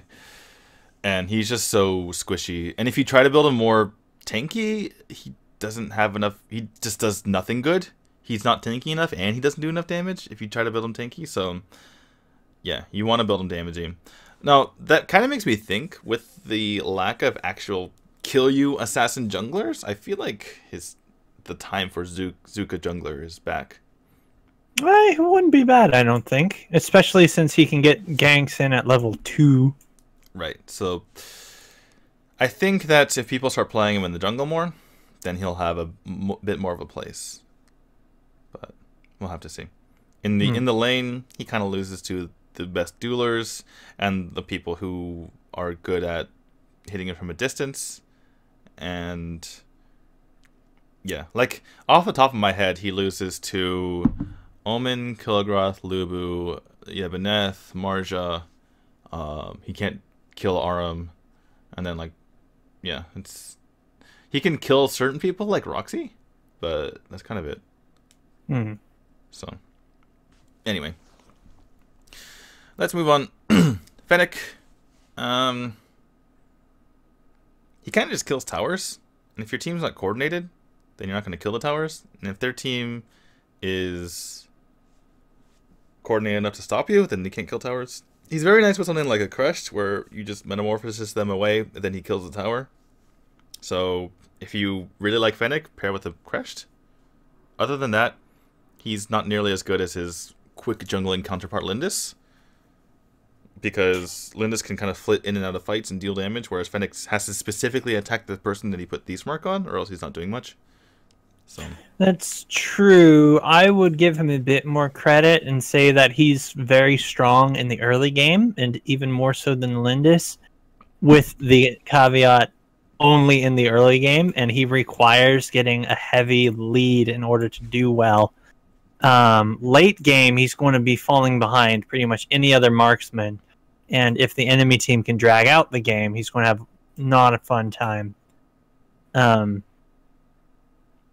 His clear speed is really high, though, and his ability to tear down towers is nice. Yeah, it's just... I don't know why they made it so that Thief's Mark can kill towers, but anyway. It's kind of nuts. I appreciate it. Well, they would have had to change some other part of his kit if not weren't the case. Let's move on to Valheim. Valheim's actually seeing a resurgence in professional play, which makes me sad. but I feel like he's not nearly as good on ladder. I don't know. Like, I haven't really come across the best Valheim's one who's specifically... I haven't seen many, but people keep building him wrong. I keep seeing dumb builds. Yeah. Like rushing Slick Sting as the first item. Just all around. And they're always the same few builds. So I think that people are still copying like the most popular build. And they're like, I saw Valheim win. I'm going to use him. Yeah. But you have to build still War Boots, Blitzblade, Frostcape, Yoga's Edge. And then you can go nuts. We've seen some players who, I mean, and this depends on the situation of the match, so it requires a high level of analysis, but we've seen people drop either the Hyogas or the Frostcape. Usually the Frostcape, because the Hyogas is much more reliable as a slow, but you need to know exactly what you're doing in that case. So, yeah. Okay. Annette. Annette, we stuck in one last time. She has slowly but surely been rising. Like, when I first saw her, she seemed like a very clear 2, and then by the time we had enough information on her, we stuck her at 1. She has extreme synergy with people like Ignis, Raz, Lindis, who just spam out abilities, and she gets her passive out immediately. And that keeps him alive quickly in fights. In particular with Ignis, the fact that he lacks some damage, but has really good control abilities and can spam out stuff, means that if you combine Gust Force with Rain of Fire, they're kind of just stuck there and take a ton of damage. So it's really nice. The double slow, the complementary damage is super nice there. And on top of that, if someone dives at Ignis, you have Hurricane Wall to blow them away. Literally. So yeah, she's very nice as far as like protect the backline comp, even though she's not the tankiest herself, especially because the backline heroes usually have very spammable abilities, at least the ones who are in tier S. Yeah, she does a lot more damage than I had anticipated as well, especially the Gale Force, did you say it was called? Not Wind Handcuffs? I think it's Gust Force, but I'm not Gust Force? The one what makes a small whirlwind. That does a lot more damage than I thought, especially when paired with Barrett's Agony. So she's able to support her team with some additional damage along with her supporting abilities. It will have the disadvantage over a lot of more popular supports like Mina and Grak in that she can't really absorb a lot and people will yell at you for not picking a tank. But you should ignore them and say, hey, Green said it's okay. Although yes. In my own experience, I've had a lot more success playing tanky in it. So if you guys want my build, it's Essence of the Wind, Gilded Greaves, and then the Aegis, and then Medallion of Troy, so I have 30% CDR, and then I go Frosties from there. I know it's kind of late, but still, it's fine. And yeah, I think I have like a 75% win rate with her, and like not many games, but still. 75% win rate on 3 games. Nice. The math checks out. I've won 1 twice. Alright. Moving on to Teamy. Teamy dropped. It just, as great as having a Resurrect is, we had to finally drop him from S because they just kept nerfing him. And he just doesn't do a whole lot outside of his res these days. His Pooty Poots is a very low stun. His Chain Lance is really hard to hit in the first place. And even if you res someone, they have very little life remaining. So, yeah, it's nice to have a res. It's super annoying, and it can win you team fights. But outside of that, he's not the most influential. Yeah, and it's sad to see him drop, but... Them. We need to use the right pronouns. Them, yes. I try so hard. They give me unlimited grief when writing. We just have to go through and find all the he's and his and change it to the they and them. It's like even F. Yeah, you have an F. It. It. And I recently went through and had to do Omega it. Oh, really? Life is pain. Omega's a robot. It's a he. They put male genitalia on him. Trust me. Really? Is that what the drill is? I guess. I don't Whoa. know. Children play this game, Tencent. Come on. Can't be having genitals on your hand. Using it to smack towers. That's unprofessional. Not sportsmanlike at all. Do we need to turn on the mature filter for YouTube now? YouTube's going to demonetize this. I'm sorry. In any case, they are a good hero. It's just, I hate it. Anyway, we dropped him. Too bad. Okay, another person we dropped, Tulin. So, Tulin's still good. He can still pick people off. He's still really good in the early game. That said, someone like Ignis, who is also good in the early game, can match him and have somewhat similar, or at least even better, perhaps, effect in the late game because he has that good AoE damage. And the problem with Tulin is he wants to get in your face, but then he just kind of dies if he does. Which is never fun. Yeah, and so like early game, he can kill people because they can't kill him back quite yet, but when it gets to the late game and you can just delete someone with one tactical fire, it's harder for him to have as much impact. Yeah, and all the hits to his his base damages have left his abilities needing a lot of AP to really be hitting, and since he's an early game hero, it can be hard for him to get that fast enough. Yeah, and if you, the one constant, other than Raz, the one constant in our tier S heroes is that they're able to, from a great distance, do lots of AoE damage, and that's really important because Tulin can't really do nearly that much from a distance. Okay, we are going very long, but we're dedicated. Okay, moving on. Doing this for you, the viewer. Okay, moving on to the Joker. Part of the reason why Joker was an S last tier list was my stubbornness, because I was like, well, marksmen are such a huge part of the meta, and he deletes marksmen. But I underestimated how big of a nerf the lack of immunity during Can Laughter was, and I thought, well, it's a very short time period, right?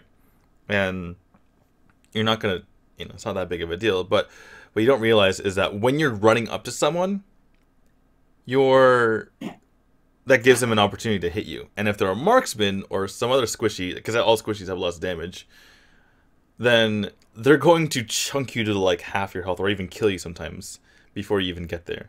So yeah, it's a pretty big deal, especially because a lot of times Joker kind of flirts with low health as he just jumps in with his Can Laughter. Now, it's kind of embarrassing because he just got a pretty decent buff, but he's a little bit more niche than before. That said, the buff is very, very nice. I see it more as... I don't play a lot of Joker, so I could be wrong. But I see it more as something to help finish people off than being a core part of his kit, since it adds attack speed, and that was something he didn't rely on very much. He was more one big shot in the face than a lot of little shots all around your face. Right. And it's really nice because you don't have to actually build him attack speed at all. You just keep building him damage. And one thing that people have done actually is replace one of his damagey items toward the end with Clavis, so that he can occasionally just blow someone up with the attack speed afterward, or even with just his passive. And yeah, it's super nice. So, his build now is kind of like Rank Breaker, Omni, Fenrir's, and then you just slip in the Clavis in there. And if you put in Muramasa later, you can get rid of the Rank Breaker from earlier, and that's where that fits in as well. So, anyway. Especially now that there's no chance of him building Soul Reaver. Yeah, especially that, which I need to go fix that on his build, don't I? I already got rid of it. Okay, cool. I got you, fam. Nice. So, yeah, Joker, it's really nice too, by the way, because the worst feeling in the world is when you Can Laughter a somewhat tanky hero, but not like a tank, and you just need a little bit more damage, but you don't you don't want to rely on stunning yourself for the rocket. And you're like, he just needs to die just a little bit more damage, but I can't auto him to death because my autos suck. So it's nice in that regard. I need a gun, and all I have is all these knives. Where's my passive? Okay. Irie's one of the heroes we kind of grouped with Scud and Zuka and all of them, and we were thinking of keeping her an S. But she's a little bit more fragile now. It's not the biggest nerf, but she does have a harder time killing people in the back line.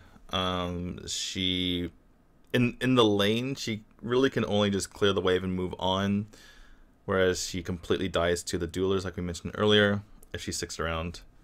So she's still good, but not quite, doesn't quite have the impact. This is again one of these people who we're just splitting hairs, and it's like it just doesn't feel like S to us.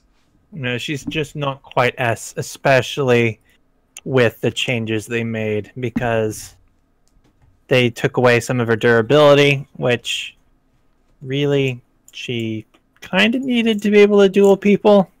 And she got a little early damage as a result.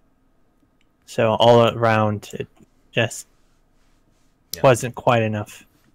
That said, again, if we're going on where in the spectrum of tier 1 is she? She's near the top, I would say. Yes. Yes. So, all right. Speaking of near the top of 1, we have Wonder Woman. Again, same situation as Irie, where we're comparing her to the duelers. And the thing is, even though she has good teamfight capabilities, the fact that she really loses to the best duelist is an issue. And she doesn't have, super great mobility.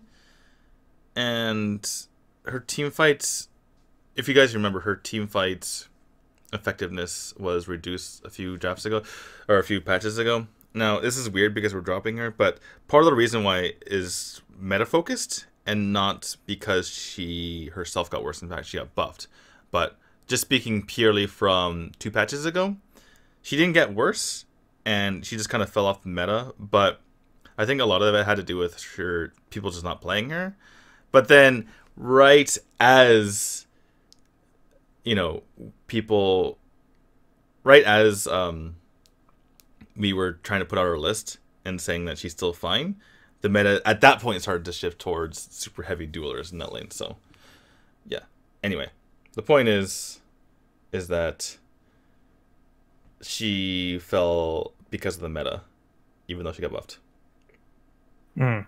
I imagine she'll be up soon because she's been feeling rather strong in the times I've played against her recently. And she's so good. She's so good. She just isn't like quite as broken. We don't feel. We'll take a look at her. If we really feel like she's doing a lot better, and it would have to be psychological because her buffs were very tiny, then we might move her back up. But again, this is like splitting hairs, and we just felt like she wasn't quite as good as the heroes in S. But yeah, this is exactly what we were talking about, by the way, as far as we're wishy-washy in a few heroes here. And Wonder Woman, she could go back up. Morin's kind of on the bottom of tier 1. A lot of that has to do with his lack of popularity. I don't have a great grasp of Morin personally, but just seeing his lack of popularity and the fact that he takes a long time to get going is an issue because the game is super fast now. Yeah, that is that negative point towards him. However, I think that once he hits his power spike, he can be so devastating that he can still be considered a rather strong hero. Yeah, it seems like, well, Green's opinion aside, the things that are propping up Morin in the public eye are Rocker on Team ALG and the Thailand meta in general. So, all right, Slims we dropped. Did we drop him from S? I think we kept him in 1. No, I think we kept him in 1. We kept him in run rather than raising him to S, even though he had a lot of popularity in a lot of leagues because he got a nerf, and again the meta changing around him, and not having to stand there and attack is problematic when Craig Knight is there to kill you. Mm-hmm. But he's still a rather good jungling marksman. He can transition into using Scorching Wind very well, so he won't have to change his build very much to continue jungling. Yeah. He's much worse now at being able to escape from enemies, particularly melee heroes who get in close. Yeah. Okay. We need to keep moving because I'm getting tired. Okay. Oh, I am too. Oh my goodness. Emily. Why are there so many heroes? There's only 73. It's not that many. All right, Emily. We're on number 4. Emily. I wanted to move her to S just because I was so impressed with how she's been playing in the GCS. And again, SMG's Liang was just dominant with her.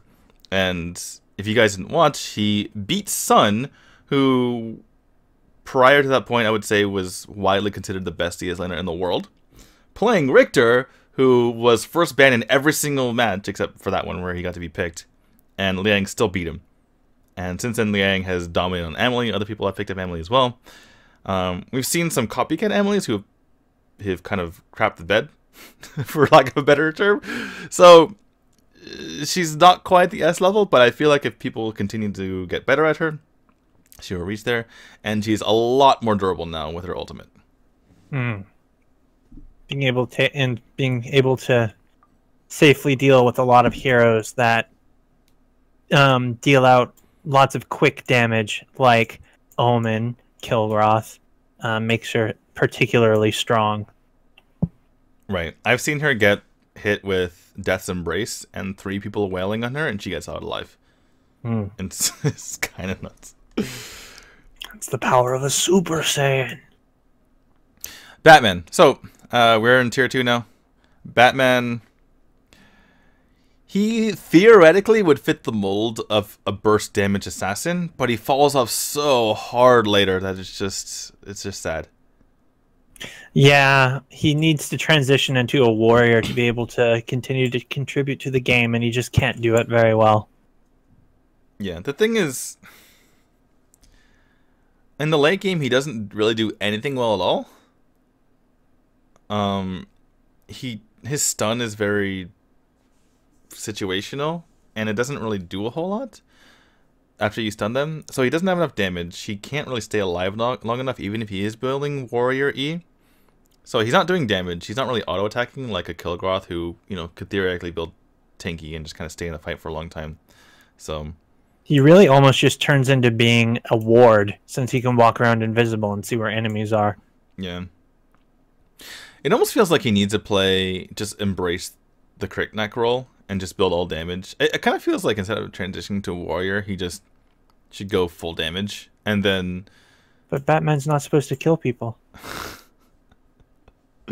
But you know what I mean? Like, just take out the backline and you've done your job. And just at that point, just trade out. That's the best you can do. And hopefully you're ahead in like towers at that point, so you have a natural advantage in the game. So I feel like if you take out their damage, then you've done your job, and you're like, okay, we've traded. It's fine. I feel like that's the best way. Okay, I concur. We moved Tel up from 3 because magic crits. I love magic crits. Magic crits are good. Yes, delicious magic crits. Also, I put a new build for Tel up on our item builds page, so use that one. It's good. Wonderful. I will do that. I will update things to do it. Okay. Arduin. He's very niche. A lot of these tier 2 heroes, they could be tier 1 or even S in the right situation. Right? Like they're just missing a little bit of some consistency, I think. Right. But in the right situation, they're just as good as the heroes above them. Oh, so, yeah. And Arduin is definitely one of those. Yeah. And Arduin, he's another alternative to Malak if you just want a big, beefy frontliner to be in your side lane. Because he won't really lose the lane. And he just he stays alive a long time in fights. But other than that, he's not great. So, yeah. He can stay alive a lot, and he has a lot of control at his disposal. And he can duel kind of well, just not as well as the best heroes. So the problem is he theoretically excels at dueling, but then he just loses to the best duelers. Yeah. So you're better off just kind of being in a fight.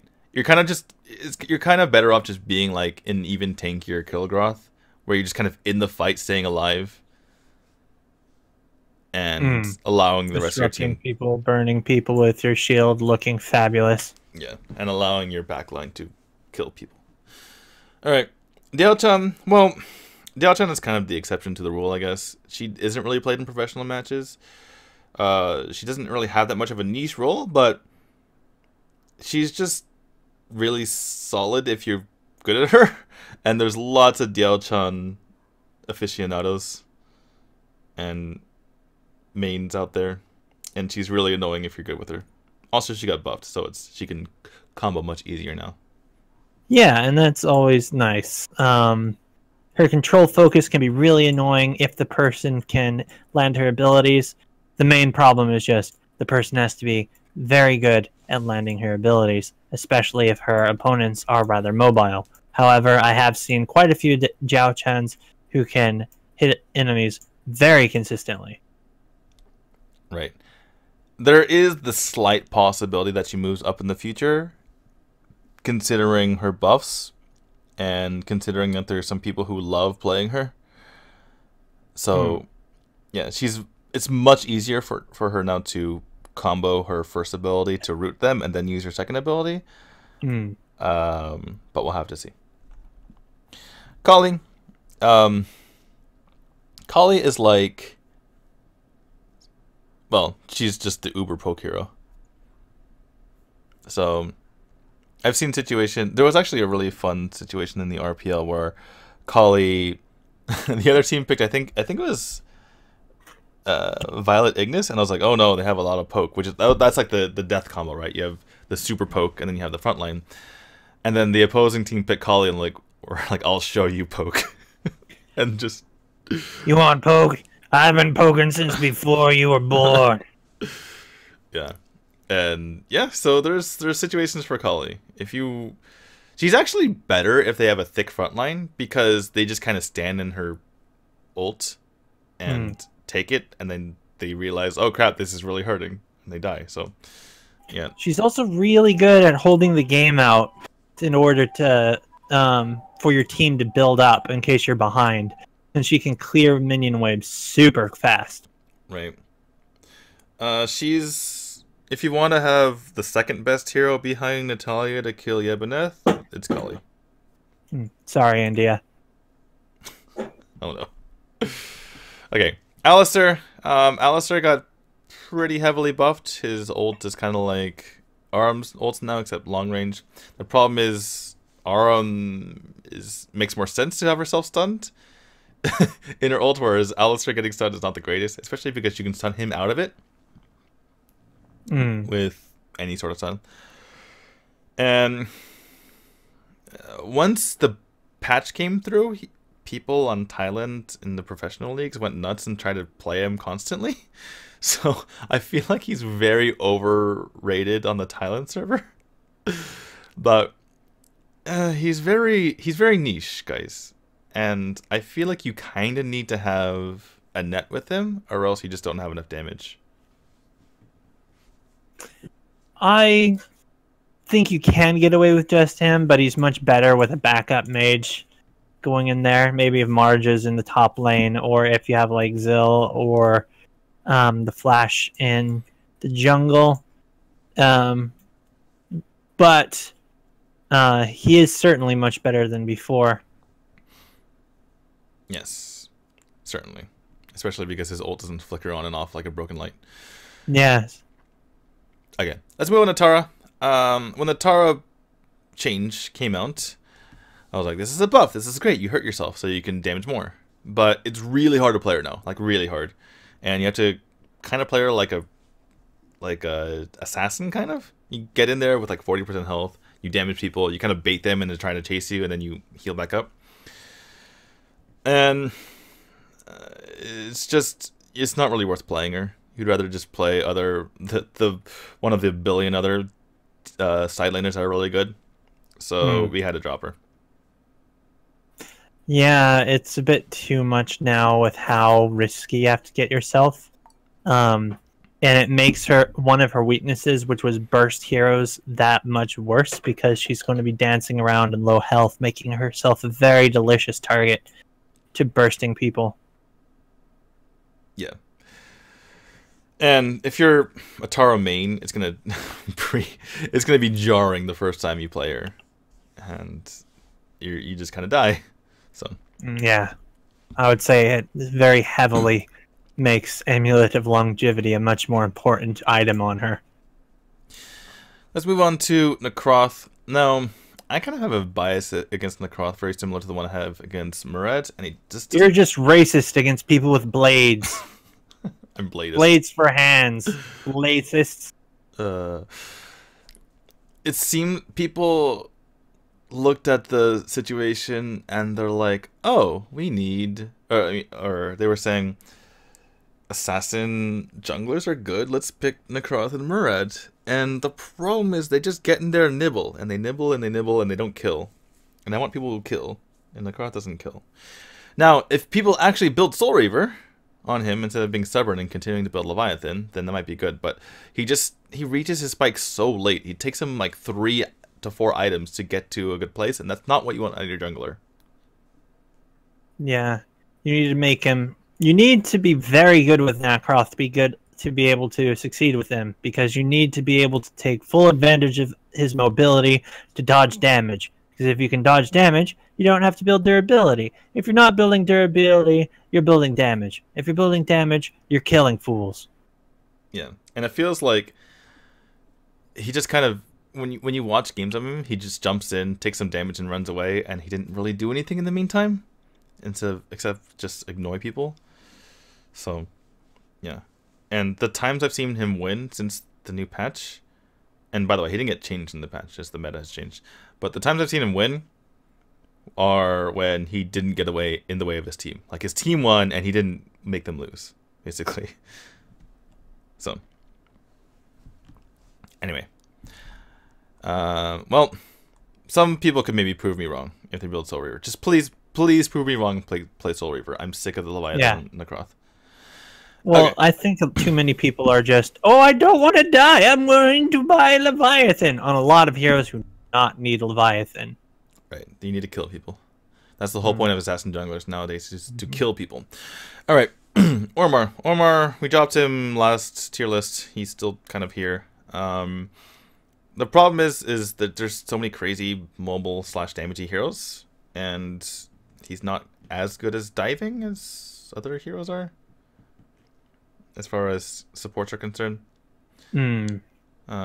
He's not a good he's not a good DS laner because people just kill him. He's not as good as a support as the other supports, because he doesn't set up kills as well. Like Mina, Grak can pull him in, and then Thane can be a big butt. Ormar's butt isn't nearly as big. I think he's good at setting up kills. I think he's just not as good at protecting people as the others are. Right. Well, I'm just saying, like, yeah, he can't protect people, but he's not like the super kill setup person like Mina and Grak are either. So he's not great at any one particular thing. He's just kind of a stun machine. My biggest problem with Ormar is his reliance on RNG. I don't think that something, especially since it doesn't give the rates, and it has an internal cooldown, but it only sometimes does, makes it so weird. We tried to test his passive for the longest time, and we still don't know what's going on with it. They should just make it like a semi-reliable stun, to where there's like a percentage, and every time you hit, raises the chance. Make it like Scuds, like every few attacks, or it's every once in a while, and attacking makes the cooldown go down. Yeah, they need to rework that, and he'll be much better. It's not that he's bad, it's just you don't want to be like, please stun, no, please stun, no, please stun, no, and I'm dead. Okay, moving on to Astrid. Now, Astrid just kind of doesn't do anything that great. She dies to all the aforementioned super duelists that we did before, but she doesn't have anything going for her outside of that either. Like, she doesn't have like global, or she's not super fast, or anything that really makes her stand out. She's just kind of decent, but there's really good available. Yeah, there's no reason to say that you can't do well with Astrid. It's just generally, if you're good with Astrid, you'll be better with someone else. And this pains me because I really like Astrid. I like her kit. I like using her. But there's just too many other people who can do what she does better. The one single thing she can do better than other these laners is the super bait before she used her ult. Everyone just jumps on her and then she just pops her ult and they all get stunned and her teammate cleans up. But that's relying on the team being bad. So it's not the best way to go about it. Alright, Butterfly. Butterfly, actually we saw her in professional play recently because, like I mentioned earlier, it's nice to have an assassin that can kill. And Butterfly certainly can. Yeah, she's a fairly competent assassin. Yeah. We've kind of waffled on our opinions of her because at first we're like, she's just a pub stomp hero. Then it was like, she's bad. Then she got reworked and she's been fairly good. Not the greatest. You can still shut her down, but people who are fairly good with her can play consistently well. And it's not only relying on people being dumb. It's only kind of relying on people being dumb. Well, it also relies on your team being coordinated as well, because they can, if they know that they need to facilitate your passive, and obviously getting kills is always good, but just really another hero that I will say, stop building Leviathan on her. It's not that good on her anymore. Build Soul Reaver. It's way better. Yeah, Leviathan's okay, but she doesn't want to build defensively anymore. She only wants to build a little defense. Right. She is definitely, if not completely all in, then mostly all in on the damage these days. And she does kill.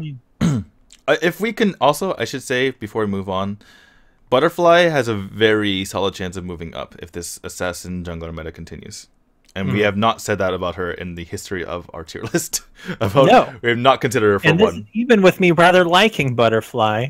Yeah. Yes, that's right. I'm a dirty Butterfly player. However, right now I think she's in a very good place to where her kit is capable. She can play an assassin better than a lot of other assassins. And she can take care of herself now, being able to run away from either bad ganks or people going on her and get close to people without help. Alright, let's move on to Lumber. Now, Lumber is a hero that I kind of personally want to move to 3. But there's so many people who vouch for him that it's like, okay, fine, we'll leave him in 2.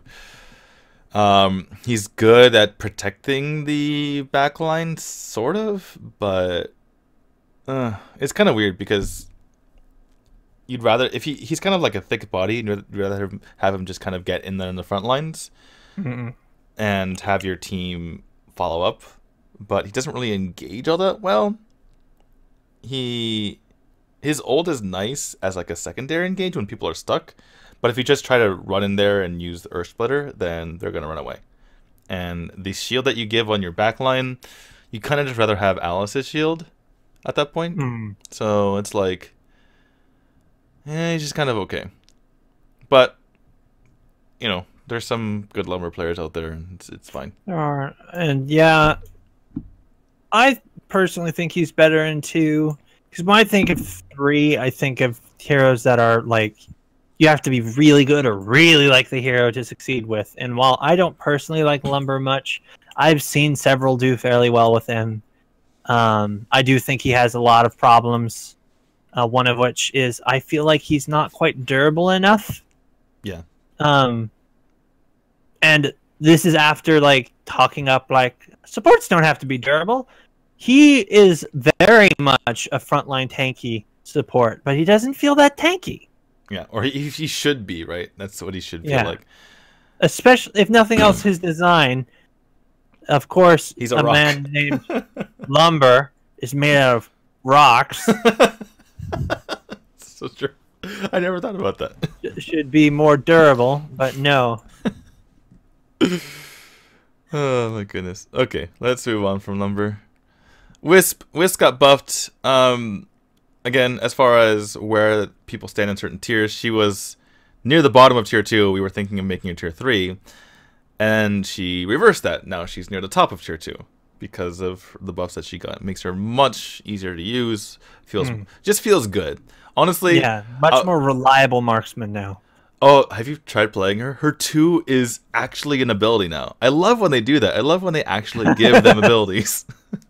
This thing doesn't suck. You can actually use it to stun people now and hit people, and yeah, it's good. You can barrel bomb. Who knew? It's ability. See, I was more excited about shock and awe getting a slow. Well, it's everything. My biggest. I liked the concept of the ability. I liked how it looked, but it's too easy to just be like, "Oh, she's firing. Just walk away." Yeah, and considering all the big circles that heroes have in tier S, it combines very nicely. Arena of Valor. It's just a game of circles.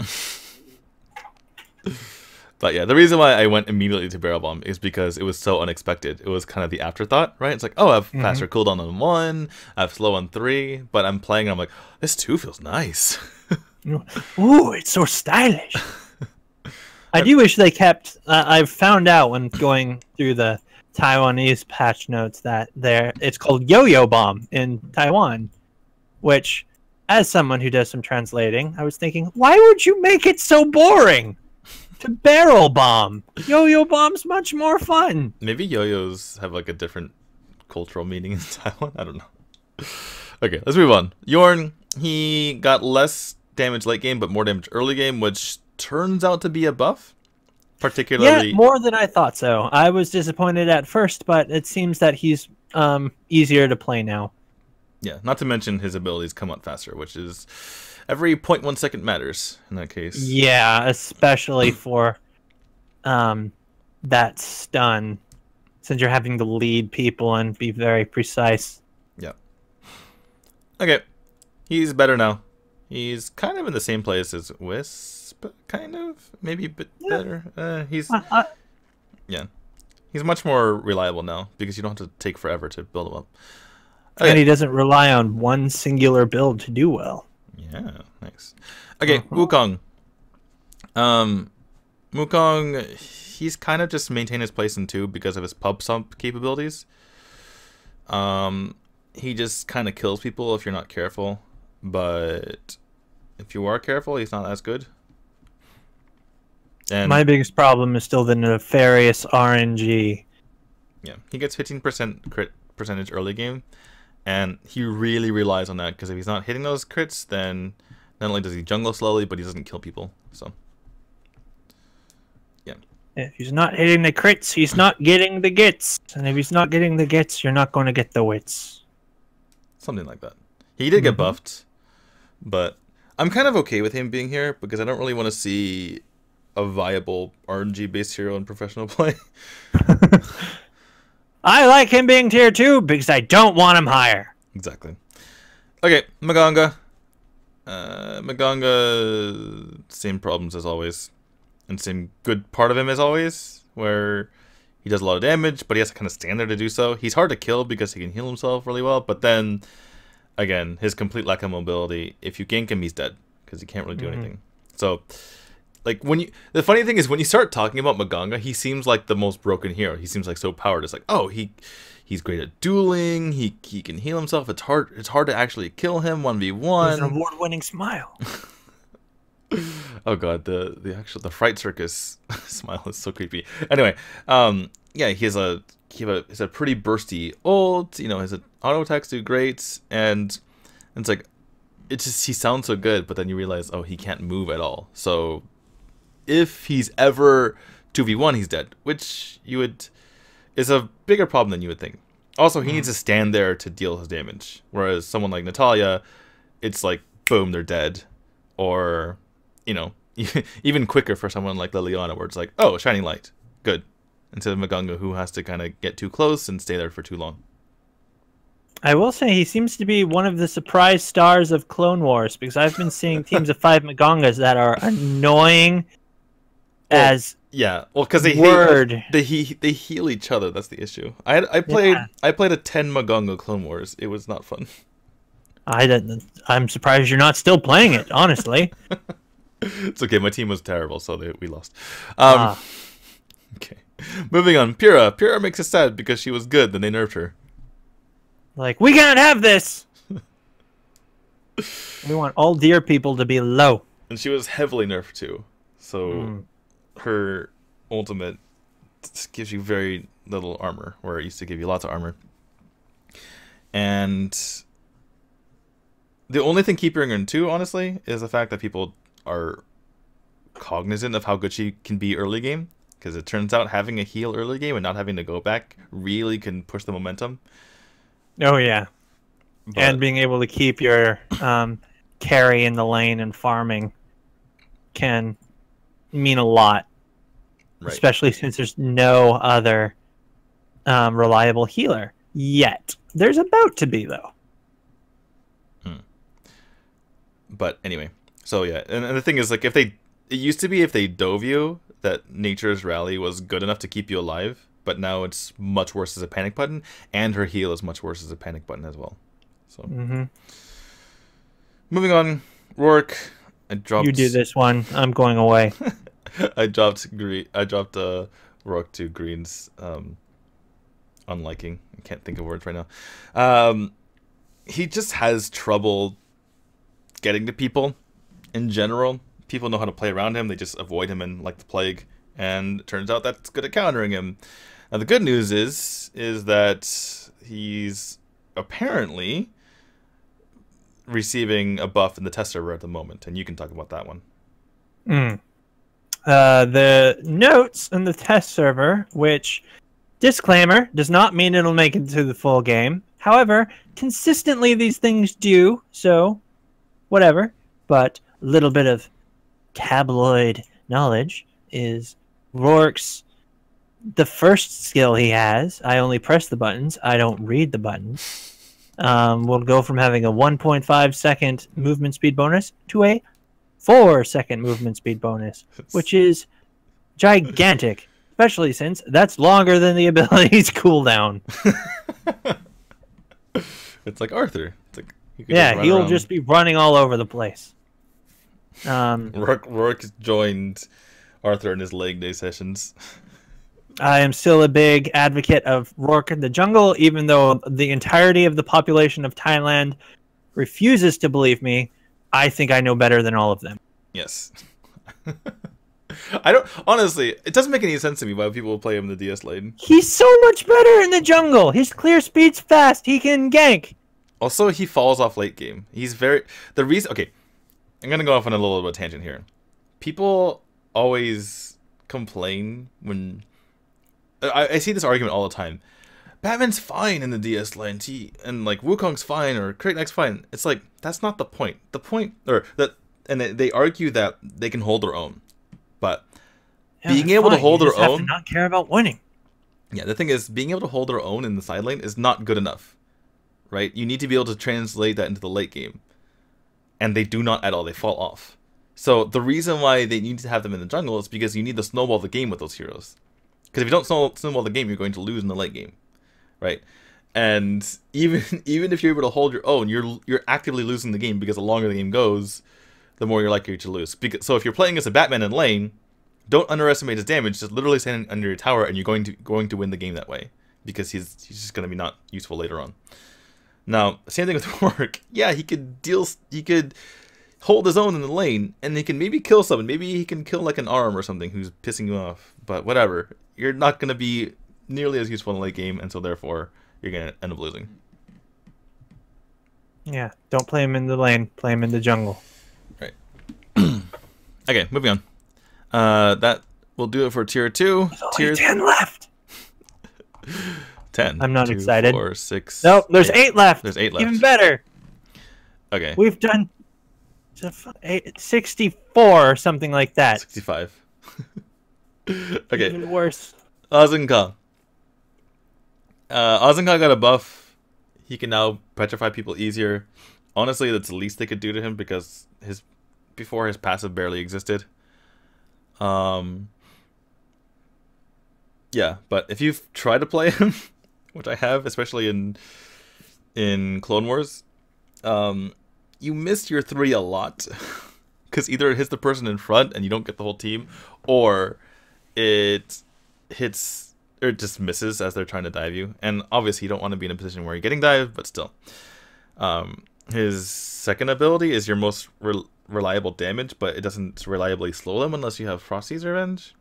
and your one is like much better than before, granted, but it's just not. He'd rather just have Crixies too. So, yeah. Or Zhao Chan's any skill. Yeah, it's just he needs. To something. be fair, you don't have to listen to Zhao Chan if you're choosing Azzen'Ka. He gets bonus points for that in my book. He does have a good voice line, actually. He does. The sand moves across. I don't know his line, but Sandy, Sandy, kill. no. That's all I hear, and that's all I care about. It's deep, it's luscious, and I love it. It's more soothing than that. It's like the sand moves across to something. I forgot. Anyway, he's hard to use, and he's not mobile, and he needs more control if he's gonna be so immobile, and he doesn't have enough control. Even though you would think so because of his ults if you get stuck in his ult, but it misses a lot if you actually play them. Okay, Lumia. We get a lot of Lumia mains being like, but Lumia's good, I know how to play her. It's like, yeah, just because you learn how to play her better than 90%. One of those two things is true. just because she's hard to play doesn't make her good. And her ult is granted very good. The rest of her kit's garbage. Yeah. There's not much there. It's press ult and then wait, don't die. But that's about all you can do. Yeah. She has less control or less damage in her ults or in the rest of her kit than basically everyone else in the game. And sometimes both. Like for instance, Liliana has both more control and more damage in her first two abilities. So, yeah. Don't pick Lumia unless you really know what you're doing, or you know the opponent really doesn't know what you're doing. That guy who is feeding and then saying, report this guy because they're feeding. Yeah, if you see him, pick a Lumia, show him up, make us all feel good. There's a very niche situation for a Lumia to play, where if you're playing against Xenial, if you see him using Angelic Splendor, you can actually pop your ult after you see him ulting and cancel his ult. So that's kind of nice. Yeah, that's nice. Alright. Xannis. You know what I learned? Xannis is really good in Clone Wars. Or Clone Wars. Yeah, I could see that.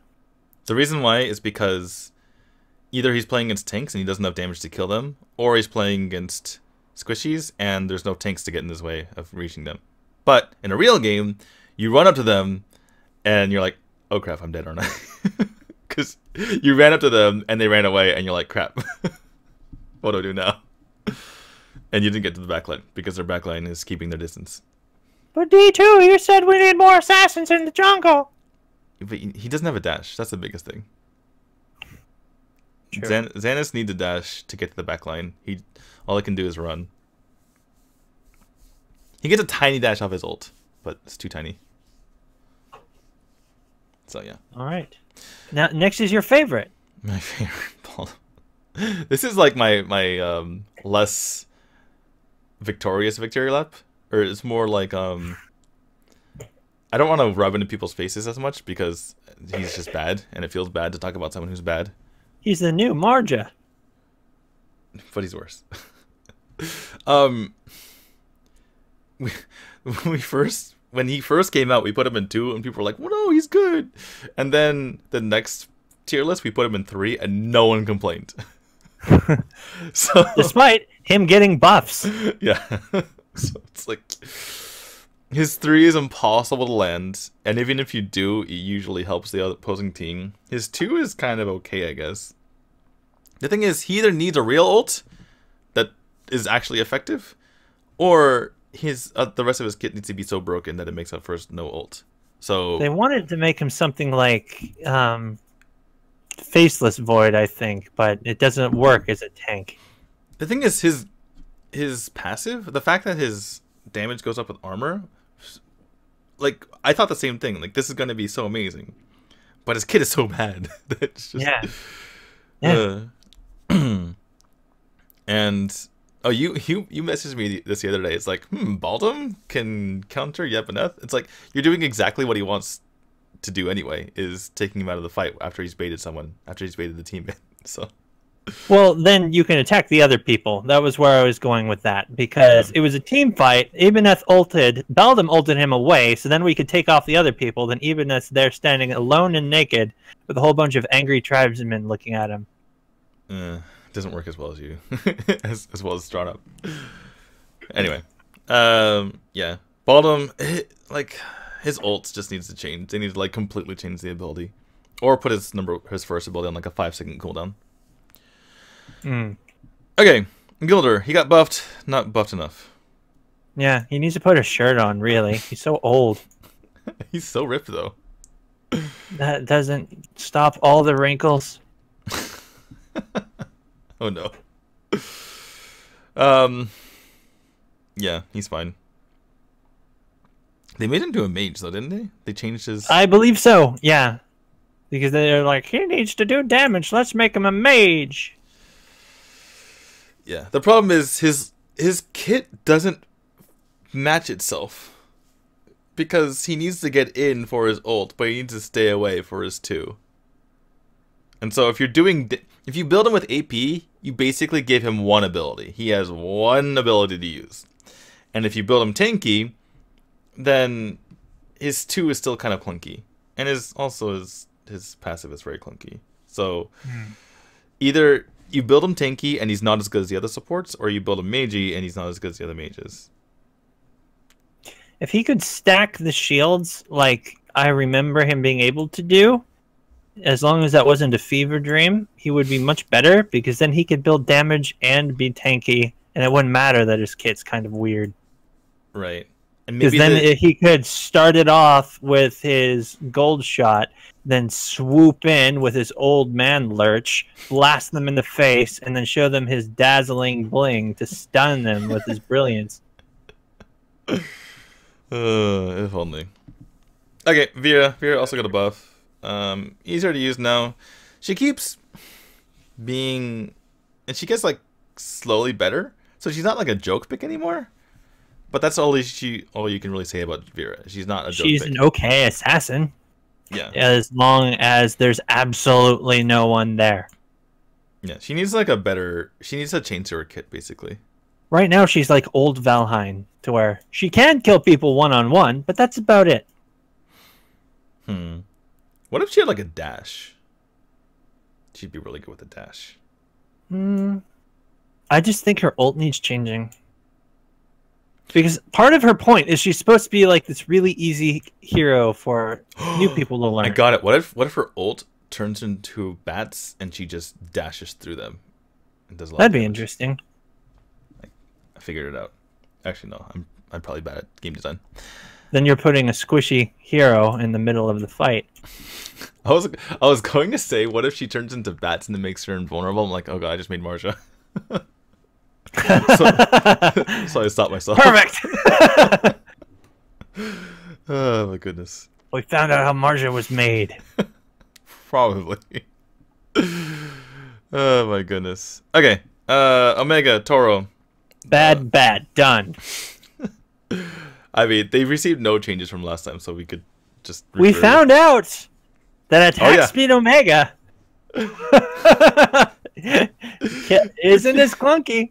If you build attack speed on Omega, then his first ability actually goes faster. And if you build him max attack speed, he actually stuns so quickly that he does it on the way up and doesn't even finish the animation. Because his animation is so long that it won't even finish if you build enough attack speed, because the stun will come before it. And it is hilarious. Gilder did this too. However, don't do that. That was not fun. It is fun in training mode. Go to training mode and build Gilder. It is very fun in training mode. But attack speed Omega and attack speed Gilder is fun to watch, because they follow the auto attack speeds. Or it's like kaboom, stunned. Actually, there's a few others who have the same thing. Xanis actually does as well. For those of you who know his first ability, he does like the little like spinny thingy, and you think that that's the fastest he can go, but no, he can go faster. if you build him attack speed, he's like whoa! You're like whoa, what was that? Same thing with Arthur. You think he dashes to them, but you haven't seen teleporting Arthur. If you build him all attack speed, he just like whoop, he goes straight there. It's kind of crazy. Ka-cha! Exactly. Anyone who has an auto attack, an attack enhancing ability, that's how it works. If you build attack speed, it goes faster. So it's pretty fun. Also, the other person that affects who actually this makes a big difference is Yorn. So if you will attack speed, his passive goes faster. It seems like you're cutting it off by accident, but it actually just goes faster. And that's actually important. All the damage still goes through. Right. And that's important because it's actually like a AoE shot on a certain line, and they can technically run away from it if they're not in the right spot, and you can chunk people down. It basically becomes like an ability, you know, like a mage ability, like a spell. And they just like get chunked down. So that's actually useful. Anyway, last hero, Toro. He's bad. Don't attack him and you'll win. Yeah, he's big and he's tanky. But sometimes if you're in lower leagues, you could have a Toro and people will attack you because they don't. Yeah, if they don't know to ignore you, you'll do okay because he's probably one of the tankiest heroes in the game. Really, he is pretty. He tanky. just has no reason for you to attack him. Actually, the one time I saw him played in the RPL, which I mentioned earlier, was because, and this was the best theory I could come up with why they picked him. It's because Kresh was banned, and they wanted to mimic the "let's kill the tower" strategy of just jumping where he would just absorb the tower fire. Yeah, and just jump in there. Oh, that's not terrible. Yeah, so there was actually like a reason. No, yeah, I could see that working if you pick Toro and Omega. You could just walk under towers. Toro takes the damage, and Omega knocks him down. Theoretically, Omega can stun towers, which is always strange to me. But... giving his buddy Toro more time to stand there in the light. I wish I could quit you. Okay, that will do it for us. Thanks for watching. This is a long video, but we hope you got through it. Nap. Hopefully you watched it in 2x speed. Make sure you come back and check our tier list. We sometimes revise this. We'll definitely add Elsu and Richter and Weiro when they come out. I feel like all three are going to be very high. Yep. And also check for those specific heroes, hero pages as we put them up. Also esports news. We just put up a new article on the AIC and all of its glorious details. So go check that out so you see how each team from each country is qualifying. And yeah, thank you guys for watching. Anything you want to say, Green? No. Keep watching, keep consuming great Samurai Gamers media, and tell people, boy, those two handsome devils down in Osaka really know their AOV stuff. You should really watch them, I say. What?